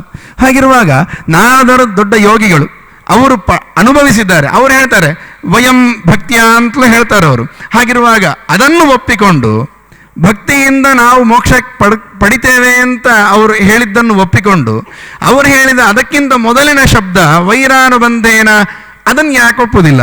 ವೈರದಿಂದಲೇ ಮೋಕ್ಷ ಆಗಬಹುದಲ್ಲ, ಯಾಕೆ ಆಗುವುದಿಲ್ಲ? ಎರಡೂ ಮಾತು ಅವರೇ ಹೇಳಿದ್ದರಿಂದ. ಮತ್ತಿನ್ನೊಂದು, ಈ ರೀತಿ ವೈರಕ್ಕೆ ಅಷ್ಟು ಅವರ ಪ್ರಾಮುಖ್ಯತೆ ಒಂದು ಶ್ಲೋಕ ಅಲ್ಲ, 3-4 ಕಡೆ ನಾರದರೇ ಯುಧಿಷ್ಠಿರನಿಗೆ ಉಪದೇಶ ಮಾಡುವಾಗ ಹೇಳ್ತಾರೆ. ಹಾಗಿರುವಾಗ ದ್ವೇಷನೇ ಪ್ರಧಾನ ಅಂತ ಯಾಕಾಗಬಾರದು? ಅಥವಾ ದ್ವೇಷದಿಂದಲೂ ಮೋಕ್ಷ ಆಗತ್ತೆ, ಅಥವಾ ನೀವು ಇಷ್ಟೆಲ್ಲ ಹೇಳ್ತೀರಿ, ಅಥವಾ ಆಗ ಮರ್ತ್ಯ ತನ್ಮಯದಾಮಿಯಾತ ಆ ಶ್ಲೋಕಕ್ಕೆ ಅನ್ವಯ ಬೇರೆ ರೀತಿ ಮಾಡಿದ್ರಿ, ಅದು ನಿಮ್ಮ ಕಪೋಲ ಕಲ್ಪಿತವೋ, ಅಥವಾ ಈ ರೀತಿ ದ್ವೇಷದಿಂದ ಮೋಕ್ಷ ಆಗುವುದೇ ಇಲ್ಲ, ಭಕ್ತಿಯೇ ಬೇಕು ಅಂತ ಹೇಳೋದಕ್ಕೆ ಏನಾದರೂ ಪ್ರಮಾಣ ಏನಾದರೂ ಉಂಟಾ? ಬರೀ ನೀವು ಹೇಳುವುದಾ? ಅಲ್ಲಿ ಚೈದ್ಯಾದಿಗಳಲ್ಲಿ, ಶಿಶುಪಾಲಾದಿಗಳಲ್ಲಿ ಹೇಳುವಾಗ ಸ್ಪಷ್ಟವಾಗಿ ಪ್ರಮಾಣ ಇದೆ. ಚೈದ್ಯೇ ಚ ನರಕೆ ಚೈವ ಶಾಲ್ವೇ ಕಂಸೇ ಚ ರುಕ್ಮಿಣಿ ಆವಿಷ್ಟಾಸ್ತು ಹರೇರ್ಭಕ್ತಾಹ ಅಂತ ಎಲ್ಲ ಕಡೆ ಅಲ್ಲಿ ಸ್ಮರಣಾದಿಗಳಿಂದ ಮೋಕ್ಷವನ್ನು ಹೇಳಿದ್ದಾರೆ.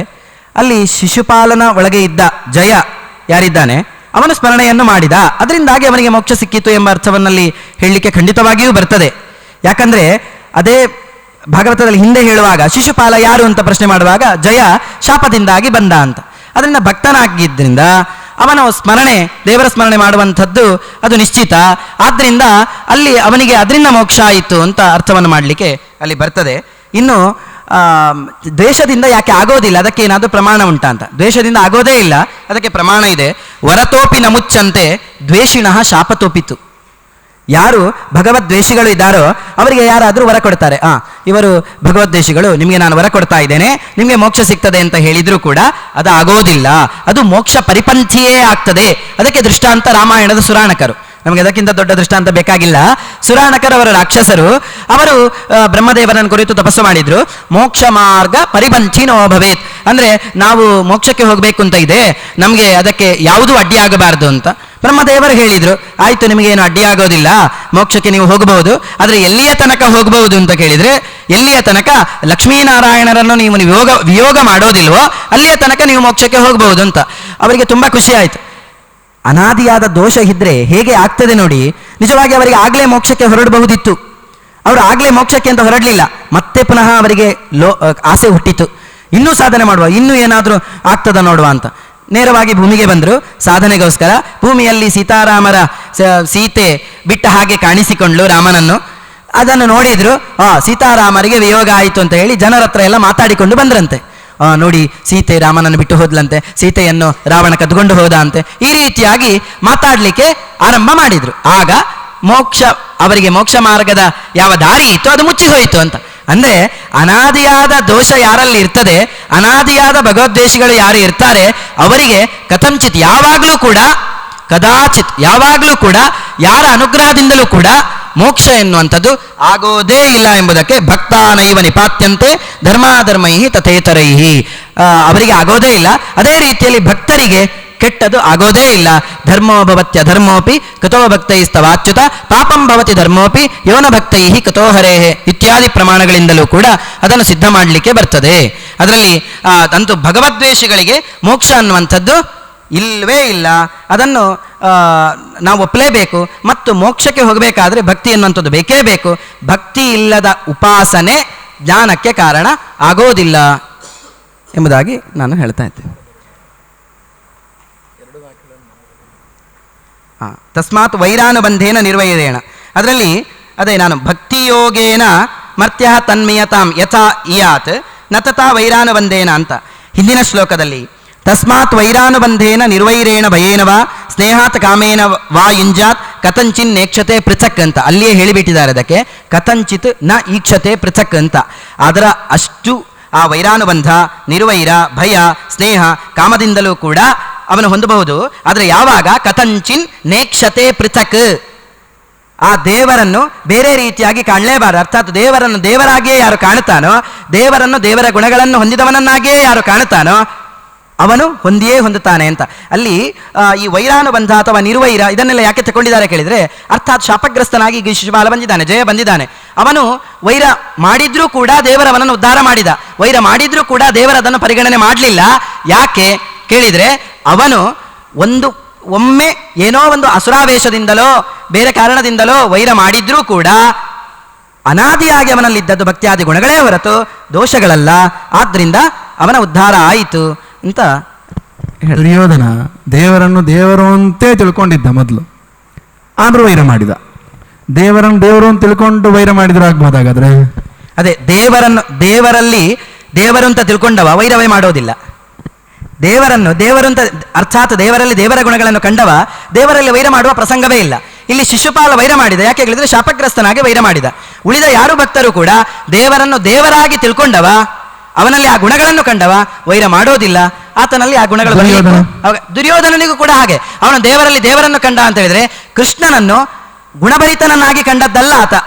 ಕೃಷ್ಣನನ್ನು ಹೆದರಿಕೆಯಿಂದಲೋ, ನೀವು ಹೇಳಿದ ಹಾಗೆ ಭಯೇನ ದ್ವೇಷ ಏನವ, ಅವನಲ್ಲಿ ದ್ವೇಷದಿಂದಲೋ ಭಯದಿಂದಲೋ ಆತನನ್ನು ದೇವರನ್ನ ಅಂದರೆ ಅರ್ಥಾತ್ ಈತ ಬಂದರೆ ಅವನು ಸಹಾಯಕ್ಕಾಗಿ ಹೋಗ್ತಾನೆ, ಯುದ್ಧದಲ್ಲಿ ಸಹಾಯಕ್ಕೆ ಕೇಳಲಿಕ್ಕೆ ಹೋಗ್ತಾನೆ. ನೋಡಿ, ಅದೊಂದು ಮನಸ್ಥಿತಿ ಸಾಕು ದುರ್ಯೋಧನನ್ನು ತಿಳ್ಕೊಳ್ಳಿಕ್ಕೆ. ಕೃಷ್ಣನ ಹತ್ರ ಹೋಗ್ತಾನೆ. ಕೃಷ್ಣನ ಹತ್ರ ಹೋಗುವಾಗ ಕಾಲಬುಡದಲ್ಲಿ ಕೃಷ್ಣ ಯೋಗನಿದ್ರೆಯಲ್ಲಿ ತಾನು ಮಲಗಿದಂತೆ ನಾಟಕ ಆಡ್ತಾನೆ. ಕಾಲಬುಡದಲ್ಲಿ ಕೂತ್ಕೊಂಡ್ರೆ ನನಗೆ ಅಸಖ್ಯ ಅಂತ ಹೇಳಿಕೊಂಡು ತಲೆಯ ಹತ್ತಿರ ಕೂತ್ಕೊಳ್ತಾನೆ. ಅರ್ಜುನ ಬಂದವ ಕಾಲಬಳಿಯಲ್ಲಿ ಕೂತ್ಕೊಳ್ತಾನೆ. ಮೊದಲು ಬಂದವ ಅರ್ಜುನ ಕಾಲಬಳಿಯಲ್ಲಿ ಕೂತ್ಕೊಳ್ತಾನೆ. ದೇವರು ಕೂಡ ಮೊದಲು ಅರ್ಜುನನನ್ನು ಕಾಣುತ್ತಾನೆ. ದುರ್ಯೋಧನ ಒಂದು ಕ್ಷಣ ಅಷ್ಟೇ ಅಲ್ಲಿ ವ್ಯತ್ಯಾಸ. ದೇವರು ಕೂಡ ಅರ್ಜುನನನ್ನು ಕಂಡು ಅರ್ಜುನನಿಗೆ ಅವಕಾಶ ಕೊಡ್ತಾನೆ. ಆಗ ದುರ್ಯೋಧನ ಎಣಿಸ್ತಾನೆ, ನನಗೆ ಎರಡು ಅವಕಾಶ ಕೊಡುವಂಥದ್ದು ದೇವರು. ಒಂದು 7 ಅಕ್ಷೋಹಿಣಿ ಸೇನೆ ಒಬ್ಬರಿಗೆ, ಇನ್ನೊಬ್ಬರಿಗೆ ನಾನು ನಿರಾಯುಧನಾಗಿ ಅಂತ. ಆಗ ದುರ್ಯೋಧನ ಹೆದರಿಬಿಟ್ಟ ಅಂತ, ಅರ್ಜುನ ಎಲ್ಲಿಯಾದರೂ 7 ಅಕ್ಷೋಹಿಣಿ ಸೇನೆಯನ್ನು ಕೇಳಿಬಿಟ್ರೆ ಅಂತ. ಅಂದರೆ ದುರ್ಯೋಧನನ ದೇವರ ಮೇಲಿನ ಭಕ್ತಿ ಅದು ದೇವರು ಅಂತ ಅದರಲ್ಲಿ ಗುಣಗಳನ್ನು ಚಿಂತನೆ ಮಾಡುತ್ತಾ ಇರಲಿಲ್ಲ ಹೊರತು ಹೆದರಿಕೆಯಿಂದಲೋ ದ್ವೇಷದಿಂದಲೋ ಏನೋ ಒಂದು ದೇವರು ಅಂತ ಆಗಾಗ ಬಂದಿರಬಹುದು ಅಂತ ತಿಳ್ಕೊಳ್ಬಹುದು.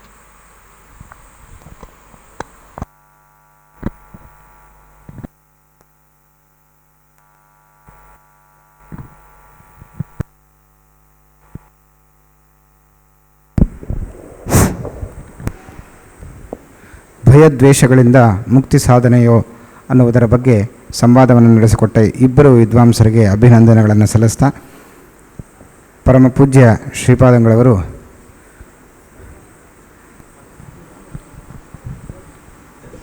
ಅಧ್ಯಕ್ಷರು ತಮ್ಮ ಅನಿಸಿಕೆ 2 ಮಾತಲ್ಲಿ ಹೇಳಬೇಕು ಅಂತ ಸ್ವಾಮಿಗಳು ತಿಳಿಸ್ತಾ ಇದ್ದಾರೆ. ಆ ನಂತರದಲ್ಲಿ ಶ್ರೀಪಾದಂಗಳವರು ಅನುಗ್ರಹ ಸಂದೇಶವನ್ನು ನೀಡುತ್ತಾರೆ.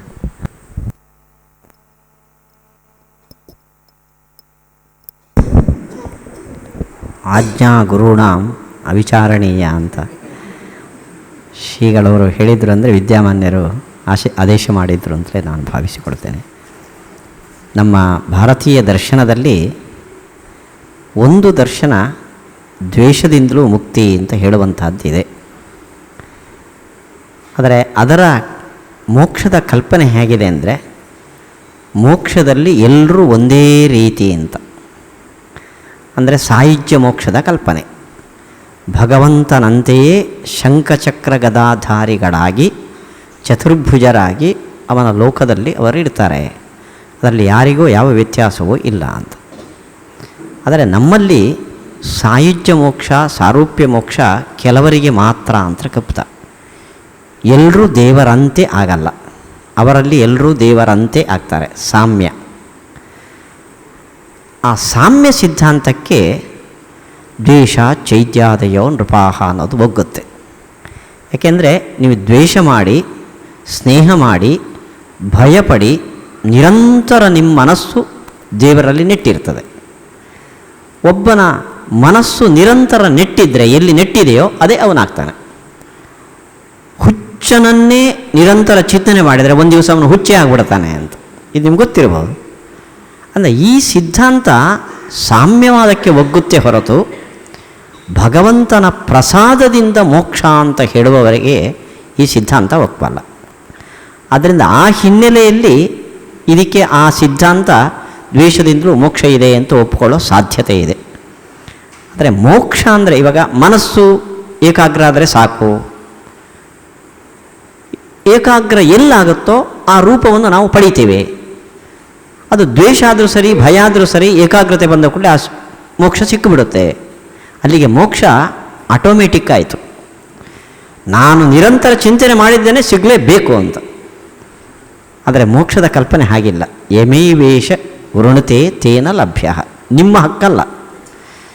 ನಾನು ಅವನು ಥರ ನಿರಂತರ ಸಾಧನೆ ಮಾಡಿದ್ದೇನೆ, ಸ್ವಾಮಿಗಳಿಗೆ ಮೋಕ್ಷ ಕೊಟ್ಟು ನನಗೆ ಯಾಕೆ ಕೊಟ್ಟಿಲ್ಲ ಅಂದರೆ ಅನುಸರಣೆ ಮಾಡೋದಿಲ್ಲ ದೇವರು, ನನ್ನ ಇಷ್ಟ ಅದು ಅಂತ ನಾವು. ಆದ್ದರಿಂದ ಇದು ಆಟೋಮೆಟಿಕ್ ಆಗಿ ನಿರಂತರ ಚಿಂತನೆ ಇದೆ, ಅವನ ಥರ ನಾನು ಆಗಬೇಕು ಅಂತ ಆ ಕೀಟ ದುಂಬಿಯಾದಂತೆ ಆಗುವಂಥ ಕೆಲಸ ಅಲ್ಲ ಮೋಕ್ಷ ಇದು. ಆದ್ದರಿಂದ ದ್ವೇಷ ಸ್ನೇಹ ಮಾಡಿದ ಕೆಲಸವನ್ನು ಮಾಡಲಾರದು ಅಂತ. ಇಲ್ಲಿ ಒಂದೇ ಒಂದು ಮಾತನ್ನು ನಾನು ಮುಗಿಸ್ತೇನೆ. ವಿದ್ಯಾಮಾನ್ಯರು ಒಂದು ಒಳ್ಳೆಯ ಯುಕ್ತಿಯನ್ನು ಹೇಳ್ತಾ ಇದ್ದರು. ಒಂದು ವೇಳೆ ಶಾಸ್ತ್ರಗಳಿಗೆ ದ್ವೇಷದಿಂದಲೂ ಮುಕ್ತಿ ಅನ್ನೋ ಅಭಿಪ್ರಾಯ ಇದ್ದಿದ್ದರೆ ತೇಷಾಂ ದುಃಖ ಪ್ರಹಾಣಾಯ ಶ್ರುತ್ರೇಶ ಪ್ರವರ್ತತೆ. ಶಾಸ್ತ್ರ ಹೊರಟಿದ್ದು ನಮ್ಮ ದುಃಖ ಪರಿಹಾರಕ್ಕೋಸ್ಕರ. ದುಃಖ ಪರಿಹಾರ ಆಗಬೇಕಾದರೆ ನಾವು ಮೋಕ್ಷಕ್ಕೆ ಹೋಗಬೇಕು. ಮೋಕ್ಷಕ್ಕೆ ಹೋಗಬೇಕಾದರೆ ದೇವರ ನಿರಂತರ ಧ್ಯಾನ ಮಾಡಬೇಕು.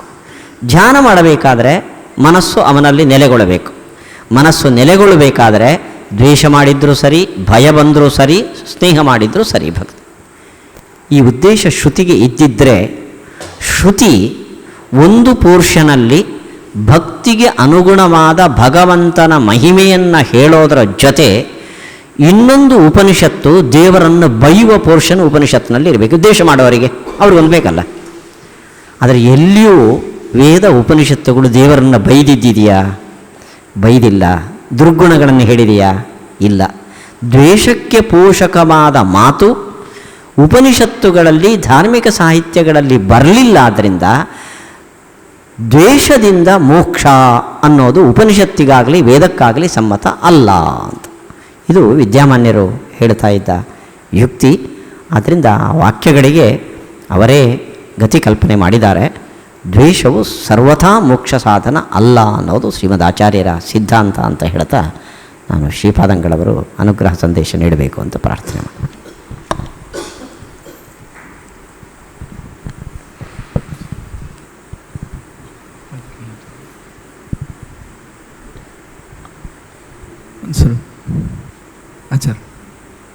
ಆಚಾರ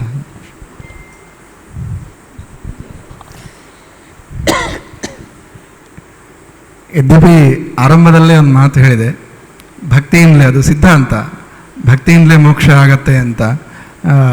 ಆದರೆ ಏನು ಇಲ್ಲಿ ಆ ವಿಷಯ ಮಂಡನೆ ಮಾಡಲಿಕ್ಕೆ ಅಂತ ಹೇಳಿದರು. ಹಾಗೆ ಹೇಳಿದಂತೆ ಆಚಾರ್ಯ ಹೇಳಿದಂತೆ ನಾನೇನು ನಿನ್ನೆ ಒಬ್ಬರು ಆಚಾರ್ಯ ಹೇಳಿದರು, ಅದ್ವೈತ ಪರ ಮಂಡನೆ ಮಾಡಿದಿಂದ ಅದ್ವೈತಿ ನಾನು ಆಗೋದಿಲ್ಲ ಅಂತ. ಅದೇ ದೃಷ್ಟಿಯಲ್ಲಿ ನಾನು ದ್ವೇಷ ಮಾಡುವವನು ಆಗೋದಿಲ್ಲ, ಭಕ್ತಿಯೇ ಮಾಡ್ತಕ್ಕಂಥವನು. ಆ ರೀತಿ ಗುರುಗಳು ಪಾಠ ಮಾಡಿದ್ದಾರೆ, ಅದೇ ರೀತಿ ಬೆಳ್ಕೊಂಡು ಬಂದಿದ್ದು. ಇನ್ನೊಂದು, ಈ ರೀತಿ ಚಿಕ್ಕ ಮಕ್ಕಳು ಆಚಾರ್ಯ ಹೇಳಿದರು, ಸ್ವಾಮಿಗಳೇ ಹುಟ್ಟು ಹಾಕಿದ ಸಂಸ್ಥೆಗಳಲ್ಲಿ ನಾವು ಅವರಿಂದ ವಿದ್ಯೆ ಪಡ್ಕೊಂಡು ಇಲ್ಲೇ ಅವರ ಸೇವೆ ಮಾಡ್ತಕ್ಕಂಥ ಭಾಗ್ಯವನ್ನು ಸ್ವಾಮಿಗಳು ಕೊಟ್ಟಿದ್ದಾರೆ ನಮಗೆ. ಆ ದೃಷ್ಟಿಯಲ್ಲಿ ಈ ವಿಷಯದಲ್ಲಿ ಇಷ್ಟರವರೆಗೆ ಈ ಸಂವಾದ ರೂಪದಲ್ಲಿ ನಾನು ಎಲ್ಲಿ ಮಾತಾಡಿದ್ದಿಲ್ಲ. ಆದರೆ ಇದು ಆರಂಭದಲ್ಲಿ ಹೇಳಿದ್ದೆ, ಆಚಾರ್ಯ ನಮ್ಗೆ ಬೇಕಾಗಿದ್ದಿಲ್ಲ, ಸುಮ್ಮನೆ ಆರಂಭದಲ್ಲಿ ಹೆದರಿಕೆ ಆಗತ್ತೆ ಒಂದು ರೀತಿಯಲ್ಲಿ ಆಚಾರ್ಯರಿಗೆ, ಸ್ವಾಮಿಗಳೆದುರಿಗೆ ಅಂತ. ಆದರೆ ಒಂದು ಒಳ್ಳೆಯ ನನಗೆ ಅವಕಾಶ ಅಂದರೆ ಈ ರೀತಿ ಮಾಡಬಹುದು ಅಂತ, ನಾನು ಮಾಡಲಿಕ್ಕೆ ಆಗತ್ತೆ ಅಂತ ಒಂದು ನಮಗೆ ವಿಶ್ವಾಸ ಮೂಡಿಸ್ಲಿಕ್ಕೋಸ್ಕರ ಸ್ವಾಮಿಗಳೊಂದು ಅವಕಾಶ ಗುರುಗಳು ಕೊಟ್ಟಿದ್ದಾರೆ. ಆ ದೃಷ್ಟಿಯಲ್ಲಿ ಈ ಅವಕಾಶ ಕೊಟ್ಟಿರ್ತಕ್ಕಂತಹ ಯಾವಾಗಲೂ ಕೂಡ ಕ್ಷಣ ಕ್ಷಣದಲ್ಲಿ ನಮ್ಮ ಜೀವನವನ್ನು ಕೊಟ್ಟಿರ್ತಕ್ಕಂತಹ ನಮ್ಮ ಗುರುಗಳಿಗೆ ಅನಂತ ನಮನಗಣಪೂರ್ವಕ ಧನ್ಯವಾದಗಳನ್ನು ಸಮರ್ಪಣೆ ಮಾಡ್ತಾ ಈಗ ಇದ್ದೀನಿ. ಭಯದಿಂದ ಮೋಕ್ಷ ಆಯ್ತು ನಮಗೆ.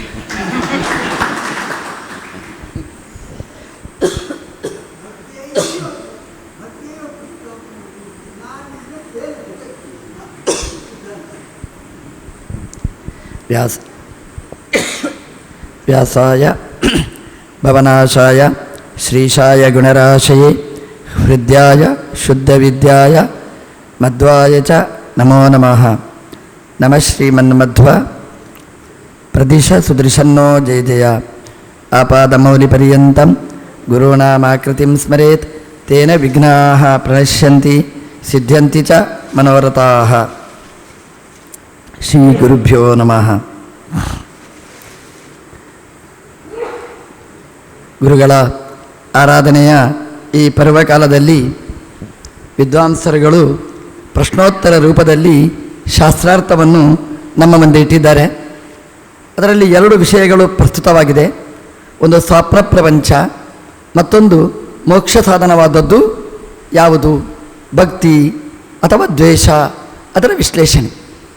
ಮೊದಲು ಸ್ವಪ್ನ ಪ್ರಪಂಚದ ಬಗ್ಗೆ ಜಿಜ್ಞಾಸೆ ನಡೆಯಿತು.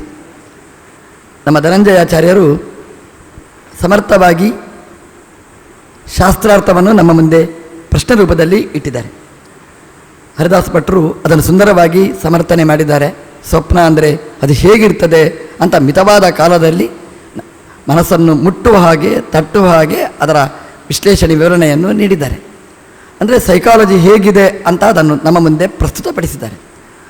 ಪ್ರಾಯಶಃ ಈ ಸ್ವಪ್ನ ಪ್ರಪಂಚದ ಬಗ್ಗೆ ಇಷ್ಟೊಂದು ಮಾಹಿತಿ ನಮಗೆ ಕೊಟ್ಟದ್ದು ನಮ್ಮ ಶಾಸ್ತ್ರ ಅಂತಂದರೆ ನಾವು ಶಾಸ್ತ್ರಕ್ಕೆ ಯಾವತ್ತೂ ಋಣಿಗಳಾಗಿರಬೇಕಾದ್ದು.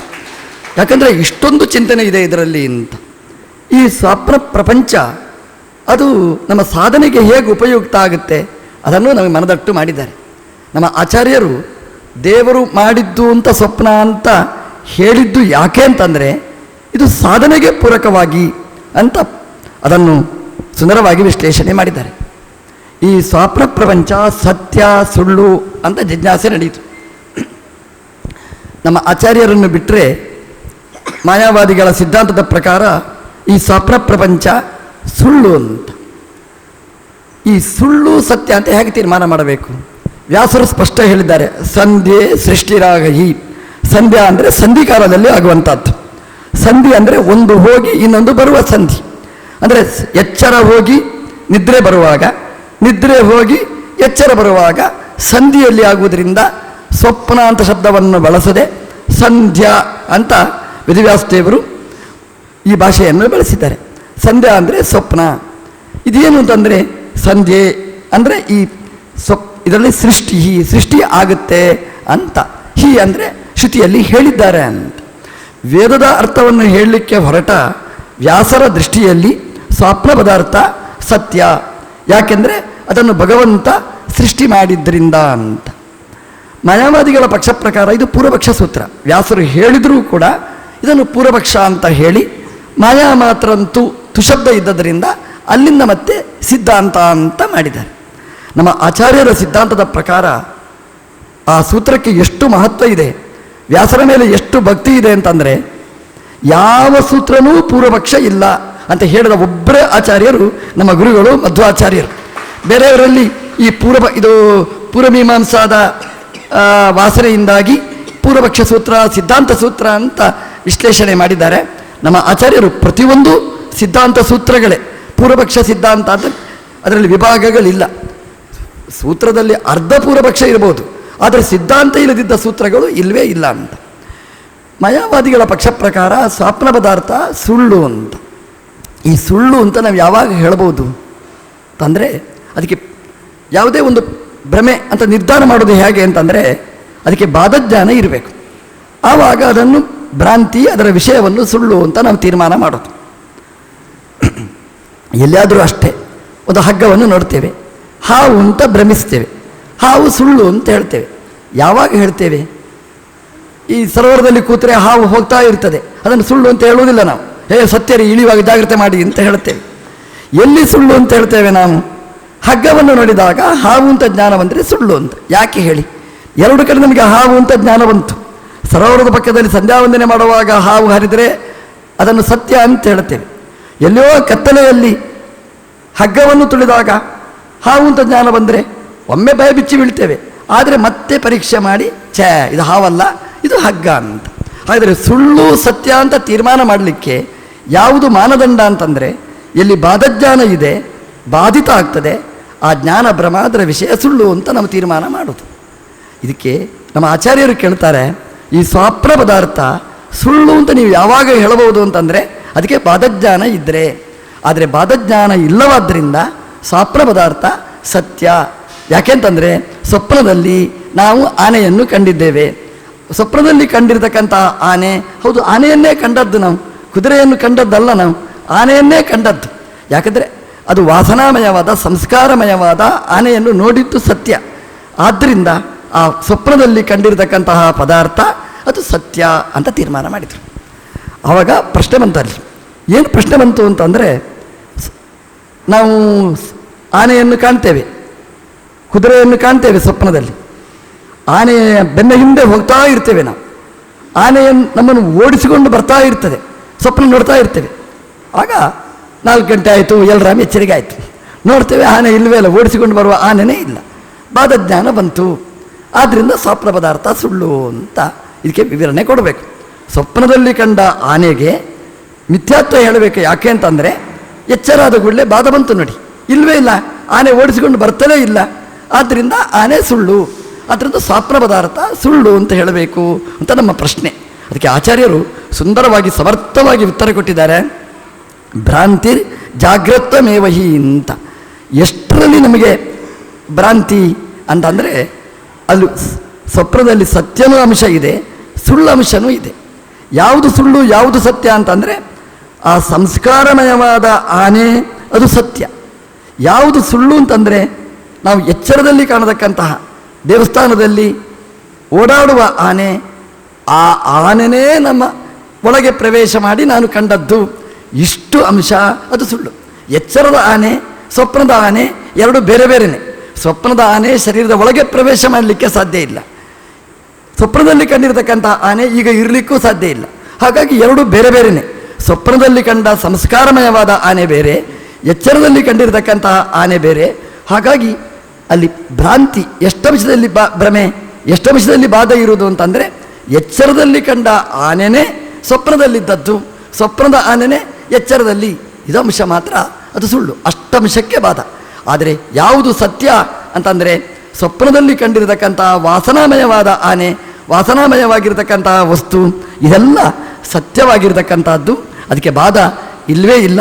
ಆದ್ದರಿಂದ ಅದನ್ನು ಸತ್ಯ ಅಂತ ನಮ್ಮ ಆಚಾರ್ಯರು ಅದನ್ನು ಸಮರ್ಥನೆ ಮಾಡಿಕೊಟ್ಟಿದ್ದಾರೆ. ಈ ಪುರಾಣದಲ್ಲಿ, ಇತಿಹಾಸಗಳಲ್ಲಿ ಸ್ವಪ್ನದ ಬಗ್ಗೆ ಬಹಳಷ್ಟು ಮಾಹಿತಿಯನ್ನು ನೀಡಿದ್ದಾರೆ. ರಾಮಾಯಣದಲ್ಲಿ ಇದೆ, ಮಹಾಭಾರತದಲ್ಲಿ, ಭಾಗವತದಲ್ಲಿ ಸ್ವಪ್ನದ ಬಗ್ಗೆ ಉಲ್ಲೇಖ ಇದೆ. ಹರಿದಾಚಾರ್ಯರು ಒಂದು ಸ್ವಪ್ನದ ಬಗ್ಗೆ ಉಲ್ಲೇಖ ಹೇಳಿದರು. ಹಾಗೆ ಭಾಗವತದಲ್ಲಿ ಬಂದಿರತಕ್ಕಂಥ ಒಂದು ರಾಮಾಯಣದಲ್ಲಿ ಬೇಕಾದಷ್ಟು ಕಡೆ ಬಂದಿದೆ. ಭರತ ಅಲ್ಲಿ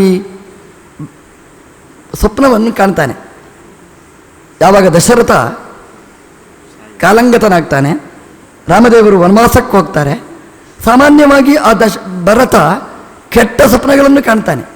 ದಶರಥ ಕೆಂಪು ಬಟ್ಟೆ ಬಿಟ್ಟುಕೊಂಡ, ತಲೆ ಬಿಚ್ಚಿ ಹಾಕ್ಕೊಂಡು ಹೋದ, ಎಣ್ಣೆಯ ಪಾತ್ರದಲ್ಲಿ ಬಿದ್ದ, ಗೋಮಯದಲ್ಲಿ ಬಿದ್ದ, ಇಂಥದ್ದನ್ನೆಲ್ಲ ಸ್ವಪ್ನ ಕಾಣ್ತಾನೆ. ಅಂದರೆ ಆ ಸ್ವಪ್ನದ ಬಗ್ಗೆ ಮಾಹಿತಿಯನ್ನು ನೀಡ್ತಾರೆ. ಅಂದರೆ ಮುಂದೆ ಬರಬಹುದಾಗಿರ್ತಕ್ಕ ಅನಿಷ್ಟಗಳನ್ನೆಲ್ಲ ಅವನು ನೋಡ್ತಾನೆ. ಅದೇ ರೀತಿಯಾಗಿ ತ್ರಿಜಟೆಯ ಸ್ವಪ್ನ, ಆ ಇಡೀ ಲಂಕೆಯಲ್ಲಿ ಎಲ್ಲರೂ ಕೂಡ ಸೀತೆಗೆ ವಿರೋಧಿಗಳಾಗಿರುವಾಗ ತ್ರಿಜಟೆ ಅನ್ನುವವಳು ತನ್ನ ಸ್ವಪ್ನವನ್ನು ಸೀತಾದೇವಿಯ ಮುಂದೆ ಪ್ರಸ್ತುತಪಡಿಸ್ತಾಳೆ. ಅದು ಸತ್ಯಕ್ಕೆ ತುಂಬ ಹತ್ತಿರವಾಗಿರ್ತಕ್ಕಂಥದ್ದು. ಭಾಗವತದಲ್ಲಿ ಇಂಥದ್ದೇ ಒಂದು ಉಲ್ಲೇಖ ಇದೆ.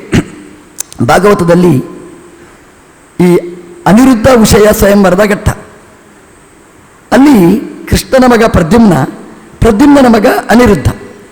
ಈ ಅನಿರುದ್ಧನನ್ನು ಬಾಣಾಸುರನ ಮಗಳು ಉಷಾದೇವಿ ಅವಳು ಇಷ್ಟಪಡ್ತಾಳೆ. ಅವಳು ಸ್ವಪ್ನದಲ್ಲೇ ನೋಡ್ತಾಳೆ ಅನಿರುದ್ಧನನ್ನು.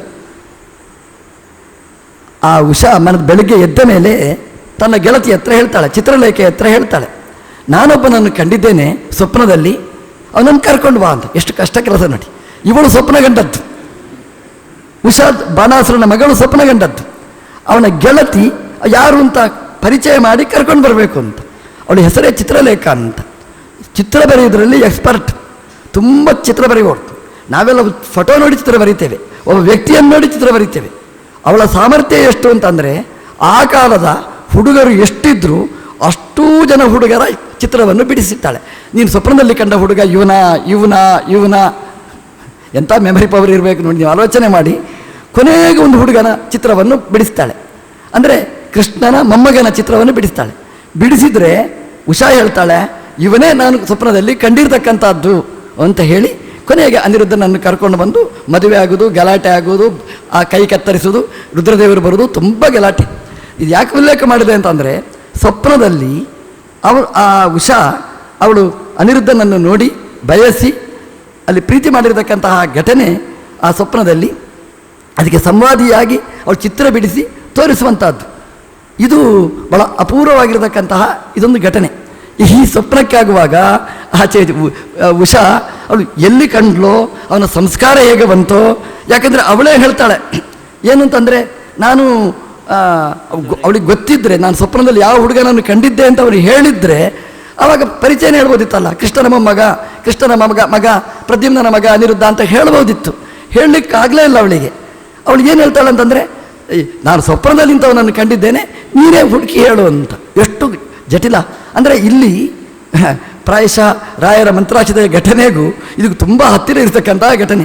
ಯಾಕೆಂತಂದರೆ ಬರೀ ಸಂಸ್ಕಾರ ಮಾತ್ರ ಅಂತಂದರೆ ಇದು ಯಾವ ಜನ್ಮದ ಸಂಸ್ಕಾರ? ಭಾಳ ಕಷ್ಟ ಇದನ್ನು ಹೇಳೋದು. ಯಾಕೆಂದರೆ ಜನ್ಮಾಂತರದಲ್ಲಿ ಅಂತ ಹೇಳಲಿಕ್ಕೆ ಅನಿರುದ್ಧನನ್ನು ನೋಡಲಿಕ್ಕೆ ಸಾಧ್ಯನೇ ಇಲ್ಲ. ಈ ಜನ್ಮದ್ದೇ ಸಂಸ್ಕಾರ ಆಗಬೇಕು. ಈ ಜನ್ಮದಲ್ಲಿ ಅನಿರುದ್ಧನನ್ನು ಅವಳು ನೋಡಿರುವುದಿಲ್ಲ.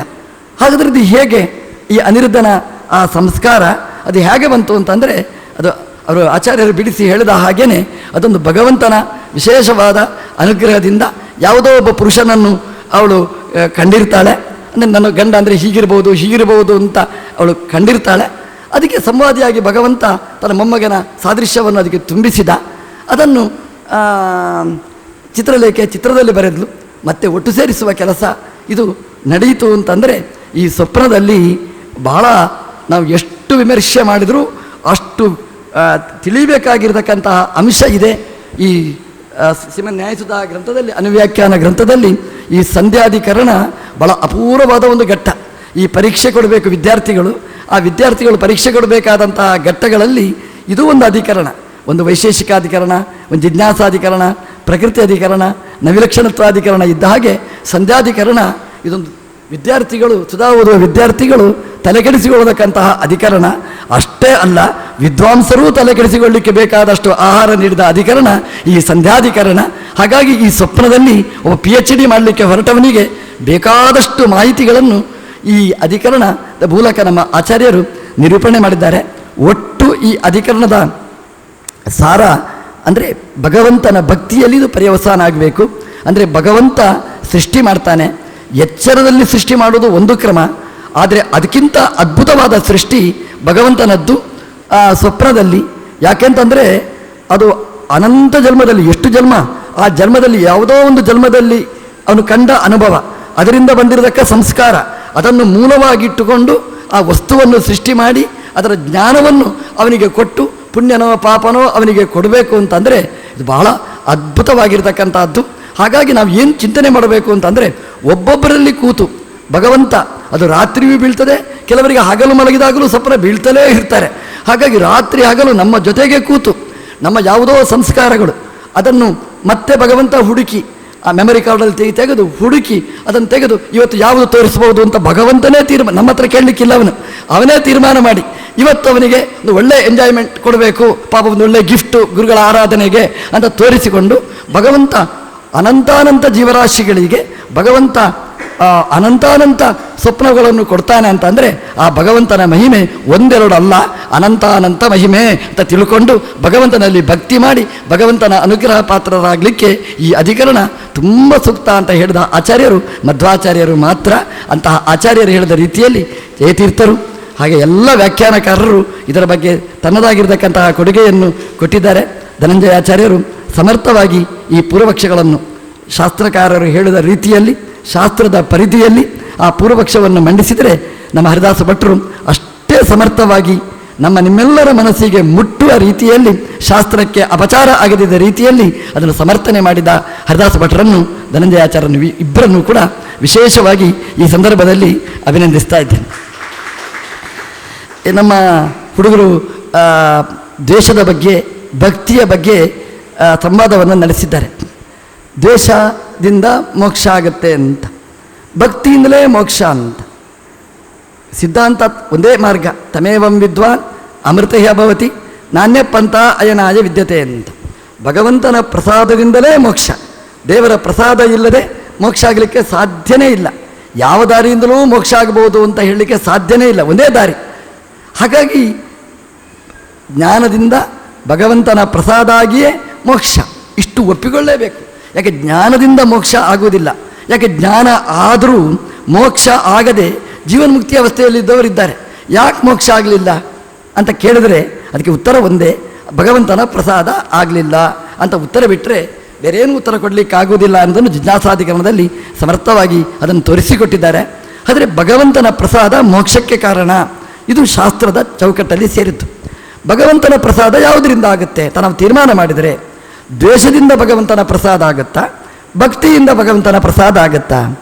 ಎಲ್ಲಿ ದ್ವೇಷದಿಂದ ಭಗವಂತನ ಪ್ರಸಾದ, ಇದು ಲೋಕ ನ್ಯಾಯಕ್ಕೆ ವಿರುದ್ಧ. ನಿಮಗೆ ಬೈತೇನೆ ನಿಂತಿಟ್ಕೊಳ್ಳಿ, ಬೈದರೆ ನಿನಗೆ ಪ್ರೀತಿ ಆಗುತ್ತಾ? ಪ್ರೀತಿ ನನಗೆ ಬೈದ ತುಂಬ ಖುಷಿ ಆಯಿತು, ಸುಮ್ಮನೆ ಬಾಯಿ ಮಾತು ಅಷ್ಟೇ. ಯಾಕೆ ಒಳಗಿಂದ ಸಂಕಟ ಪಡ್ತಾ ಇರ್ತೇವೆ. ದ್ವೇಷ ಮಾಡಿದ್ದರಿಂದ ನಾವು ಒಬ್ಬರನ್ನು ಪ್ರೀತಿ ಮಾಡಲಿಕ್ಕಾಗುವುದಿಲ್ಲ. ಆದರೆ ಪ್ರೀತಿ ಮಾಡೋದು ಯಾವುದರಿಂದ? ಭಕ್ತಿಯಿಂದ ಮಾತ್ರ, ಪ್ರೇಮಕ್ಕೆ ಮಾತ್ರ ನಾವು ಒಲಿತೇವೆ ಹೊರತು ದ್ವೇಷಕ್ಕೆ ನಾವು ಒಲಿಯುವುದಿಲ್ಲ. ಇದು ಲೋಕದ ನ್ಯಾಯ. ಈ ಲೋಕದ ನ್ಯಾಯ ಏನಿದೆ ಇದೇ ಶಾಸ್ತ್ರಕ್ಕೂ ಅನ್ವಯಿಸುವಂಥದ್ದು. ಹೇಗೆ ಒಬ್ಬನನ್ನು ನಾವು ಒಲಿಸಿಕೊಳ್ಳಬೇಕಾದ್ರೆ ಪ್ರೀತಿಯೇ ಮಾಡಬೇಕು, ಅಂದರೆ ಭಕ್ತಿಯೇ ಬೇಕು, ಅದರಿಂದ ಪ್ರಸಿದ್ಧನಾಗ್ತಾನೆ. ಒಬ್ಬ ರಾಜ ಇರ್ತಾನೆ ಅಂತ ಇಟ್ಕೊಳ್ಳಿ, ಒಬ್ಬ ಆಫೀಸರ್ ಇರ್ತಾನೆ ಅಂತ ಇಟ್ಕೊಳ್ಳಿ. ಅವನು ನಮಗೆ ಏನಾದರೂ ಸಹಾಯ ಮಾಡಬೇಕಾದ್ರೆ ನೀವು ಬೈದರೆ, ದ್ವೇಷ ಮಾಡಿದರೆ ನಿಮಗೆ ಸಹಾಯ ಮಾಡ್ತಾನೆ, ನೀವು ಫೈಲೇ ಬರಲಿಕ್ಕೆ ಬಿಡೋದಿಲ್ಲ. ನಮ್ಮ ದೇವರು ಅಷ್ಟೇ, ನಮ್ಮ ಫೈಲ್ ತೆಗೆದು ನಮ್ಮನ್ನು ಮೇಲಕ್ಕೆ ಹಾಕಬೇಕಾದ್ರೆ ದ್ವೇಷ ಮಾಡಿದರೆ ಮಾಡುವುದಿಲ್ಲ. ಅವನ ಪ್ರಸನ್ನ ಆಗಬೇಕಾದ್ರೆ ಭಕ್ತಿ ಒಂದೇ ಮಾರ್ಗ ಹೊರತು ಬೇರೆ ಮಾರ್ಗ ಖಂಡಿತ ಇಲ್ಲ ಅಂತ. ಮತ್ತು ಭಾಗವತಲ್ಲೆಲ್ಲ ಹೇಳ್ತಾರಲ್ಲ, ದ್ವೇಷದಿಂದಲೂ ಮೋಕ್ಷವನ್ನು ಹೇಳ್ತಾರಲ್ಲ. ದ್ವೇಷದಿಂದ ಶಿಶುಪಾಲಾದಿಗಳು ಮೋಕ್ಷಕ್ಕೆ ಹೋದರು ಅಂತ ಹೇಳ್ತಾರಲ್ಲ. ವಾದಿರಾಜರಿಗೆ ಸುಂದರವಾಗಿ ಉತ್ತರವನ್ನು ಕೊಟ್ಟಿದ್ದಾರೆ. ನೋಡಿ, ನೀವು ಭಾಗವತ ಓದಿ. ದ್ವೇಷದಿಂದ ಮೋಕ್ಷ ಅಂತಂದರೆ ಭಾಗವತದಲ್ಲಿ ದ್ವೇಷ ಮಾಡಿದವರ ಹೆಸರು ಇಷ್ಟೇ ಅಲ್ಲ. ಯಾರು? ಶಿಶುಪಾಲ, ದಂತವಕ್ರ, ಕಂಸ, ಇಷ್ಟೇ ಹೆಸರಲ್ಲ. ಎಷ್ಟು ಜನ ದ್ವೇಷ ಮಾಡಿದವರಿದ್ದಾರೆ.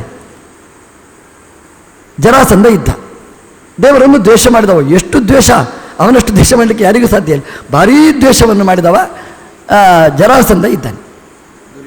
ದುರ್ಯೋಧನ ಎಷ್ಟು ದ್ವೇಷ ಮಾಡಿದ್ದಾನೆ, ಕೊನೆಯ ತನಕನೂ ದ್ವೇಷ ಮಾಡಿದವ. ಒಂದು ವೇಳೆ ದ್ವೇಷದಿಂದ ಮೋಕ್ಷ ಅಂತ ಆದರೆ ಜರಾಸಂಧನಿಗೆ ಯಾಕೆ ಮೋಕ್ಷ ಕೊಡಲಿಲ್ಲ? ದುರ್ಯೋಧನಿಗೆ ಮೋಕ್ಷ ಕೊಡಲಿಲ್ಲ ಯಾಕೆ? ಕಂಸ ಸತ್ತಾಗ ಭಗವಂತ ಮೋಕ್ಷ ಕೊಟ್ಟ ಅಂತ ಹೇಳಿದ ಭಾಗವತ, ಶಿಶುಪಾಲ ಸತ್ತಾಗ, ದಂತವಕ್ರ ಸತ್ತಾಗ ಮೋಕ್ಷ ಕೊಟ್ಟ ಅಂತ ಹೇಳಿದ ಭಾಗವತ, ಪೂತನಿ ಸತ್ತಾಗ ಮೋಕ್ಷ ಕೊಟ್ಟ ಅಂತ ಹೇಳಿದ ಭಗವಂತ ವೇದವ್ಯಾಸ ದೇವರು, ದುರ್ಯೋಧನ ಸತ್ತಾಗ, ಜರಾಸಂಧ ಸತ್ತಾಗ ಮೋಕ್ಷ ಕೊಟ್ಟ ಅಂತ ಯಾಕೆ ಹೇಳಿಲ್ಲ? ಒಂದೇ ಉತ್ತರ, ದ್ವೇಷದಿಂದ ಮೋಕ್ಷ ಕೊಡ್ಬೋದು ಅಂತಾದರೆ ಅವರಿಗೂ ಕೊಡ್ತಿದ್ದ, ದ್ವೇಷದಿಂದ ಮೋಕ್ಷ ಕೊಟ್ಟದ್ದಲ್ಲ. ಹಾಗಾದರೆ ಭಕ್ತಿಯಿಂದಲೇ ಮೋಕ್ಷ ಕೊಟ್ಟದ್ದು ಅಂತ ಹೇಳದೆ ಬೇರೆ ಮಾರ್ಗ ಇಲ್ಲ ಅಂತ ಚಿಂತನೆ ಕೊಟ್ಟವರು ವಾದಿರಾಜರು. ಹಾಗಾದರೆ ಶಿಶುಪಾಲಾದಿಗಳಿಗೆ ಮೋಕ್ಷ ಕೊಟ್ಟ, ಯಾಕೆಂದರೆ ದ್ವೇಷದಿಂದ ಅಂತ ನೀವು ಹೇಳೋದು. ವಾದಿರಾಜರು ಹೇಳ್ತಾರೆ, ದ್ವೇಷದಿಂದ ಎಲ್ಲಿಯಾದರೂ ಪ್ರೀತಿ ಬರುವುದು ಉಂಟಾ? ಭಗವಂತ ಪ್ರೀತಿ ಪಟ್ಟು ಅವನನ್ನು ತನ್ನಕ್ಕೆ ಸೇರಿಸಿಕೊಂಡ. ಯಾಕೆ ಸೇರಿಸಿಕೊಂಡ ಅಂದರೆ ಅವನ ಪ್ರೀತಿಗೆ, ಅವನ ದ್ವೇಷಕ್ಕಲ್ಲ, ಕಂಸನ ಭಯಕ್ಕಲ್ಲ. ನಾವಾದರೆ ಭಯಪಟ್ಟು ಹಾಗೆ ಮಾಡುವುದುಂಟು. ಈ ಪೇಪರಲ್ಲಿ ಓದ್ತಾ ಇರ್ತೇವೆ, ಯಾರೋ ಉಗ್ರವಾದಿಯನ್ನು ಸೆರೆಮನೆಯಲ್ಲಿ ಇಟ್ಟಿರ್ತಾರೆ. ಒಂದು ಪಿಸ್ತೂಲ್ ತೋರಿಸಿದ್ರೆ, ಬಂದೂಕು ತೋರಿಸಿಕೊಟ್ಲೆ ಆಯ್ತು ನೀ ಬೀಗ ತೆಗಿತೇನೆ ಬಿಟ್ಟು ಬಿಡ್ತಾನೆ. ಆದರೆ ನಮ್ಮ ದೇವರು ಭಯಕ್ಕೆ ಹೆದರುವವನೇ ಅಲ್ಲ. ಕಂಸ ಹಾಗಾಗುವುದೇ ಇಲ್ಲ. ಕಂಸ ಭಯಪಟ್ಟ, ಭಯಪಟ್ಟದ್ದಕ್ಕೆ ಯಾರೋ ಭಯಗ್ರಸ್ತರಾಗಿರ್ತಾರೆ, ರೀ ಪಾಪ ಭಯಗ್ರಸ್ತರಾಗಿದ್ದಾರೆ ಅಂತ ಭಗವಂತ ಹಾಗೆಲ್ಲ ಮಾಡುವ ಕ್ರಮನೇ ಇಲ್ಲ.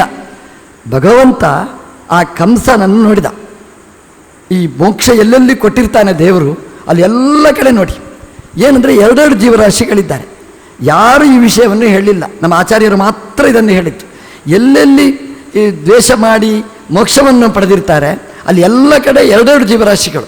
ರಾವಣ ಕುಂಭಕರ್ಣ ಇರ್ಬೋದು, ಶಿಶುಪಾಲ ದಂತವಕ್ರ ಇರ್ಬೋದು, ಹಿರಣ್ಯಾಕ್ಷ ಹಿರಣ್ಯಕಶಿಪ್ ಇರ್ಬೋದು, ಎಲ್ಲ ಕಡೆ ಎರಡೆರಡು ಜೀವರಾಶಿಗಳಿದ್ದಾರೆ. ಪೂತನೆ ಎರಡು ಜೀವರಾಶಿ. ರಾಮದೇವರು ತಾಟಕೆಯನ್ನು ಕೊಂದರು, ಮೋಕ್ಷ ಕೊಟ್ಟರು ಅಂತ ಹೇಳುವುದಿಲ್ಲ ಅಲ್ಲಿ. ಕೃಷ್ಣ ಪೂತನೆಯನ್ನು ಕೊಂದ, ಅಲ್ಲಿ ತಾಟಕೆ ಉರ್ವಶಿ, ಸಾ ತಾಟಕ ಊರ್ವಶಿ ಸಂಪ್ರವಿ ಇಬ್ಬರಿದ್ದಾರೆ, ಉರ್ವಶಿ ಮತ್ತು ತಾಟಕ. ಅಲ್ಲಿ ಮಾತ್ರ ಒಬ್ಬಳ ನರಕಕ್ಕೆ ಕಳಿಸಿದ, ಒಬ್ಬಳನ್ನು ಸ್ವರ್ಗಕ್ಕೆ ಕಳಿಸಿದ ಅಂತ. ಅಂದರೆ ಆ ಭಗವಂತ ಎಲ್ಲಿ ಮೋಕ್ಷ ಕೊಟ್ಟ ಅನುಗ್ರಹ ಮಾಡಿದ ಅಂತ ಹೇಳ್ತಾರೆ ಅಲ್ಲಿ ಎರಡು ಜೀವರಾಶಿಗಳು ಇದ್ದೇ ಇದ್ದಾರೆ. ಆದ್ದರಿಂದ ಅಲ್ಲಿ ಎರಡು ಜೀವರಾಶಿಗಳಲ್ಲಿ ಇಬ್ಬರಿಗೂ ಭಗವಂತ ಮೋಕ್ಷ ಕೊಡಲಿಲ್ಲ. ದ್ವೇಷ ಮಾಡಿದವನಿಗೆ ಭಗವಂತ ಮೋಕ್ಷ ಕೊಡಲಿಲ್ಲ. ಮೋಕ್ಷ ಕೊಟ್ಟದ್ದು ಯಾರಿಗೆ ಅಂತಂದರೆ ದ್ವೇಷ ಮಾಡದೇ ಇದ್ದ ಇನ್ನೊಬ್ಬ ಭಕ್ತಿ ಮಾಡಿದ ಜೀವ, ಅವನಿಗೆ ಮೋಕ್ಷ ಕೊಟ್ಟದ್ದು. ಹೀಗೆ ವಿಭಾಗ ಮಾಡುವ ಸಾಮರ್ಥ್ಯ ದೇವರಿಗಿದೆ. ಈಗ ನಮಗೆ ನೋಡ್ತೇವೆ ನಾವು, ಹಾಲು ಅಂತ ಇರ್ತದೆ, ಹಾಲು ಇದೆ ನೀರು ಇದೆ, ನಮ್ಗೆ ಗೊತ್ತಿಲ್ಲ ಹಾಲು ನೀರು ಎರಡೂ ಇದೆ ಅಂತ. ಆದರೆ ಬೇರ್ಪಡಿಸುವ ಶಕ್ತಿ ನಮಗಿಲ್ಲ. ಭಗವಂತನಿಗೆ ಎರಡು ಜೀವರಾಶಿಗಳಿದ್ದಾರೆ, ಭಗವಂತ ನೋಡ್ತಾ ಇದ್ದಾನೆ. ಯಾರು ಏನು ಕೆಟ್ಟ ಕೆಲಸ ಮಾಡಿದ್ದಾರೆ, ಏನು ಸಾಧನೆ ಮಾಡಿದ್ದಾರೆ ಭಗವಂತ ನೋಡಿದ್ದಾನೆ. ಹಾಗಾಗಿ ಭಗವಂತ ಅಲ್ಲಿರ್ತಕ್ಕ ಎರಡು ಜೀವರಾಶಿಗಳನ್ನು ನೋಡಿ ದ್ವೇಷ ಮಾಡಿದವ ಯಾರು ಅವನಿಗೂ ಸರಿಯಾದ ಮೋಕ್ಷವನ್ನು ಕೊಟ್ಟ, ಯಾರು ಭಕ್ತಿ ಮಾಡಿದ್ದಾನೆ ಅವನಿಗೂ ಸರಿಯಾದ ಮೋಕ್ಷವನ್ನು ಕೊಟ್ಟ. ದ್ವೇಷ ಮಾಡಿದವನಿಗೆ ಕೊಟ್ಟ ಮೋಕ್ಷ ಅಂತಂದರೆ ಈ ಶರೀರದಿಂದ ಮೋಕ್ಷ ಅಷ್ಟೇ ಹೊರತು ವೈಕುಂಠ ಲೋಕದ ಆನಂದಾತ್ಮಕವಾದ ಮೋಕ್ಷವನ್ನು ಕೊಡಲೇ ಇಲ್ಲ. ಎಲ್ಲಿಯಾದರೂ ದ್ವೇಷದಿಂದ ಮೋಕ್ಷ ಕೊಟ್ಟ ಅಂತ ಹೇಳಿದರೆ ಆ ದೈತ್ಯನಿಗೆ ಮೋಕ್ಷ ಕೊಟ್ಟ ಅಂತಂದರೆ ಈ ಶರೀರದಿಂದ ಮೋಕ್ಷ ಆಯಿತು ಅಂತ ಅಷ್ಟೇ ಹೊರತು ಆನಂದ ಪ್ರಾಪ್ತಿರೂಪವಾದ ಮೋಕ್ಷವನ್ನು ಕೊಡುವುದಿಲ್ಲ ಅವನಿಗೆ. ಮತ್ತು ಆನಂದರೂಪವಾದ ಮೋಕ್ಷವನ್ನು ಯಾರಿಗೆ ಕೊಟ್ಟ ಅಂದರೆ ಮತ್ತೊಂದು ಜೀವನಿಗೆ, ಕಂಸಾವಿಷ್ಟ ಭೃಗು ಸ್ವಯಂ, ಆ ಭೃಗು ಋಷಿಗಳಿಗೆ ಮೋಕ್ಷವನ್ನು ಕೊಟ್ಟ, ಜಯನಿಗೆ ಮೋಕ್ಷವನ್ನು ಕೊಟ್ಟ, ವಿಜಯನಿಗೆ ಮೋಕ್ಷವನ್ನು ಕೊಟ್ಟ. ಯಾಕೆಂದರೆ ಅವರ ಭಕ್ತಿಯನ್ನು ಅನುಸರಿಸಿ ಗಮನಿಸಿ ಭಗವಂತ ಅನುಗ್ರಹ ಮಾಡಿದ ಅಂತ ನಾವು ಹೀಗೆ ಚಿಂತನೆ ಮಾಡಬೇಕಾದ್ದು. ದ್ವೇಷದಿಂದ ಭಗವಂತ ಪ್ರಸನ್ನ ಆಗಲಿಕ್ಕೆ ಸಾಧ್ಯನೇ ಇಲ್ಲ. ಎಲ್ಲಾದರೂ ದ್ವೇಷದಿಂದ ಪ್ರಸನ್ನ ಆಗೋದು ಅಂತುಂಟ. ವಾದಿರಾಜರೊಂದು ದೃಷ್ಟಾಂತ ಕೊಡ್ತಾರೆ. ಒಂದು ಹುಲಿ ದನದ ಮೇಲೆ ಹಾರ್ತದಂತೆ, ಆಲಿಂಗನೆ ಮಾಡ್ತದಂತೆ. ಯಾರೋ ಫೋಟೋಗ್ರಾಫಿ ತೆಗೆದು ನೋಡಿ ನಮ್ಮ ಊರಿನಲ್ಲಿ ದನವನ್ನು ಹುಲಿ ಆಲಿಂಗನೆ ಮಾಡಿದೆ ಅಂತ, ಪ್ರೀತಿ ಮಾಡಿದೆ ಅಂತ ಯಾವ ತಲೆ ಸರಿದ್ದವನು ಹೇಳೋದಿಲ್ಲ. ಹುಲಿ ಹಾರಿದ್ದು ಯಾಕೆ ಅಂತಂದರೆ ದನವನ್ನು ಕೊಲ್ಲಬೇಕು ಅಂತ ಅಷ್ಟೇ ಹೊರತು, ತಿನ್ನಬೇಕು ಅಂತ ಹೊರತು ಅದರ ಮೇಲೆ ಪ್ರೀತಿಯಿಂದ ಹಾರಿದ್ದಲ್ವೇ ಅಲ್ಲ. ದ್ವೇಷದಿಂದ ಯಾರನ್ನು ಒಲಿಸಿಕೊಳ್ಳಿಕ್ಕಾಗುವುದಿಲ್ಲ. ದ್ವೇಷ ಎಂಬಂತಹದ್ದು ಅದು ವಿರೋಧಿಯಾದ್ದಷ್ಟೇ ಹೊರತು ಅದು ಪೂರಕ ಆಗುವುದೇ ಇಲ್ಲ.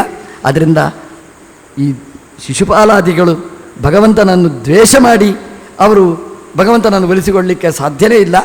ಆ ಶಿಶುಪಾಲನಲ್ಲಿರ್ತಕ್ಕಂತಹ ಜಯ ಮಾಡಿದಂತಹ ಪ್ರೀತಿ, ಭಕ್ತಿ, ಸಾಧನೆ, ಸೇವೆ ಅದೆಲ್ಲವನ್ನು ಭಗವಂತ ಲಕ್ಷ್ಯದಲ್ಲಿಟ್ಟ. ಎಷ್ಟು ಕಾಲದಿಂದ ತನ್ನ ದ್ವಾರವನ್ನು ಕಾಯ್ತಾ ಇರತಕ್ಕಂತಹ ಆ ಜಯ ಪಾಪ ಹೈಜಾಕ್ ಮಾಡಿ ಶಿಶುಪಾಲ ಹಿಡ್ಕೊಂಡು ಬಂದ. ಅವ ಬಂಧನದಲ್ಲಿ ಇಟ್ಟದ್ರಿಂದ ಅನಿವಾರ್ಯವಾಗಿ ಸಿಗ್ನೇಚರ್ ಹಾಕಬೇಕಾಯಿತು. ಕಶಿಪು ಮಾಡಿದ ಕೆಟ್ಟ ಕೆಲಸಗಳಿಗೆಲ್ಲ ಜಯ ಒಳ್ಳೆಯವನ ನೋಡಿದ್ದೇನೆ, ದ್ವಾರ ಕಾಯ್ತಾ ಇದ್ದವ.